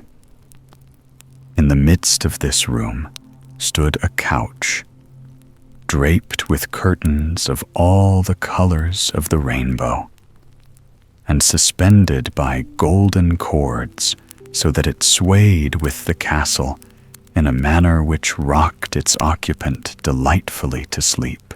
On this elegant couch lay Prince Rainbow, looking more beautiful than ever, and sunk in profound slumber, in which he had been held ever since his disappearance. Fairy than a Fairy, who now saw him for the first time in his real shape, hardly dared to gaze at him, fearing lest his appearance might not be in keeping with the voice and language which had won her heart. At the same time, she could not help feeling rather hurt at the apparent indifference with which she was received. She related all the dangers and difficulties she had gone through, and though she repeated the story 20 times in a loud, clear voice, the prince slept on and took no heed. She then had recourse to the golden pomegranate, and on opening it, found that all the seeds were as many little violins which flew up in the vaulted roof and at once began playing melodiously. The prince was not completely roused, but he opened his eyes a little and looked all the handsomer. Impatient at not being recognized, Fairer than a Fairy now drew out her third present, and on opening the crystal scent bottle, a little siren flew out, who silenced the violins, and then sang close to the prince's ear the story of all his lady love had suffered in her search for him. She added some gentle reproaches to her tale, but before she had got far, he was wide awake, and transported with joy, threw himself at the princess's feet.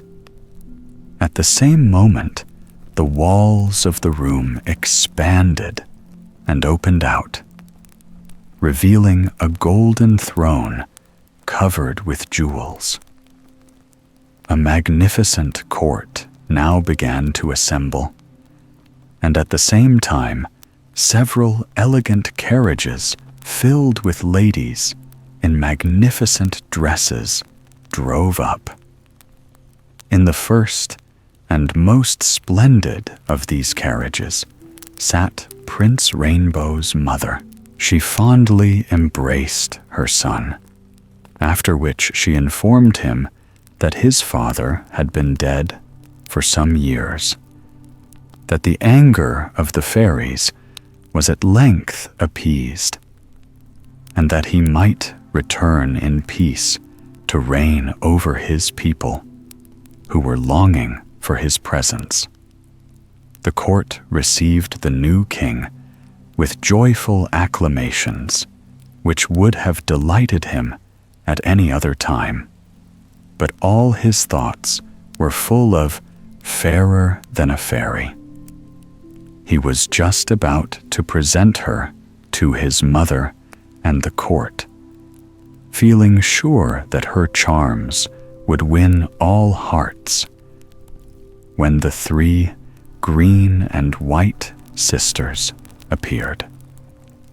They declared the secret of Fairy Than a Fairy's royal birth, and the queen, taking the two lovers in her carriage, set off with them for the capital of the kingdom. Here they were received with tumultuous joy. The wedding was celebrated without delay, and succeeding years diminished neither the virtues, beauty, nor the mutual affection of King Rainbow and his queen, Fairer Than a Fairy.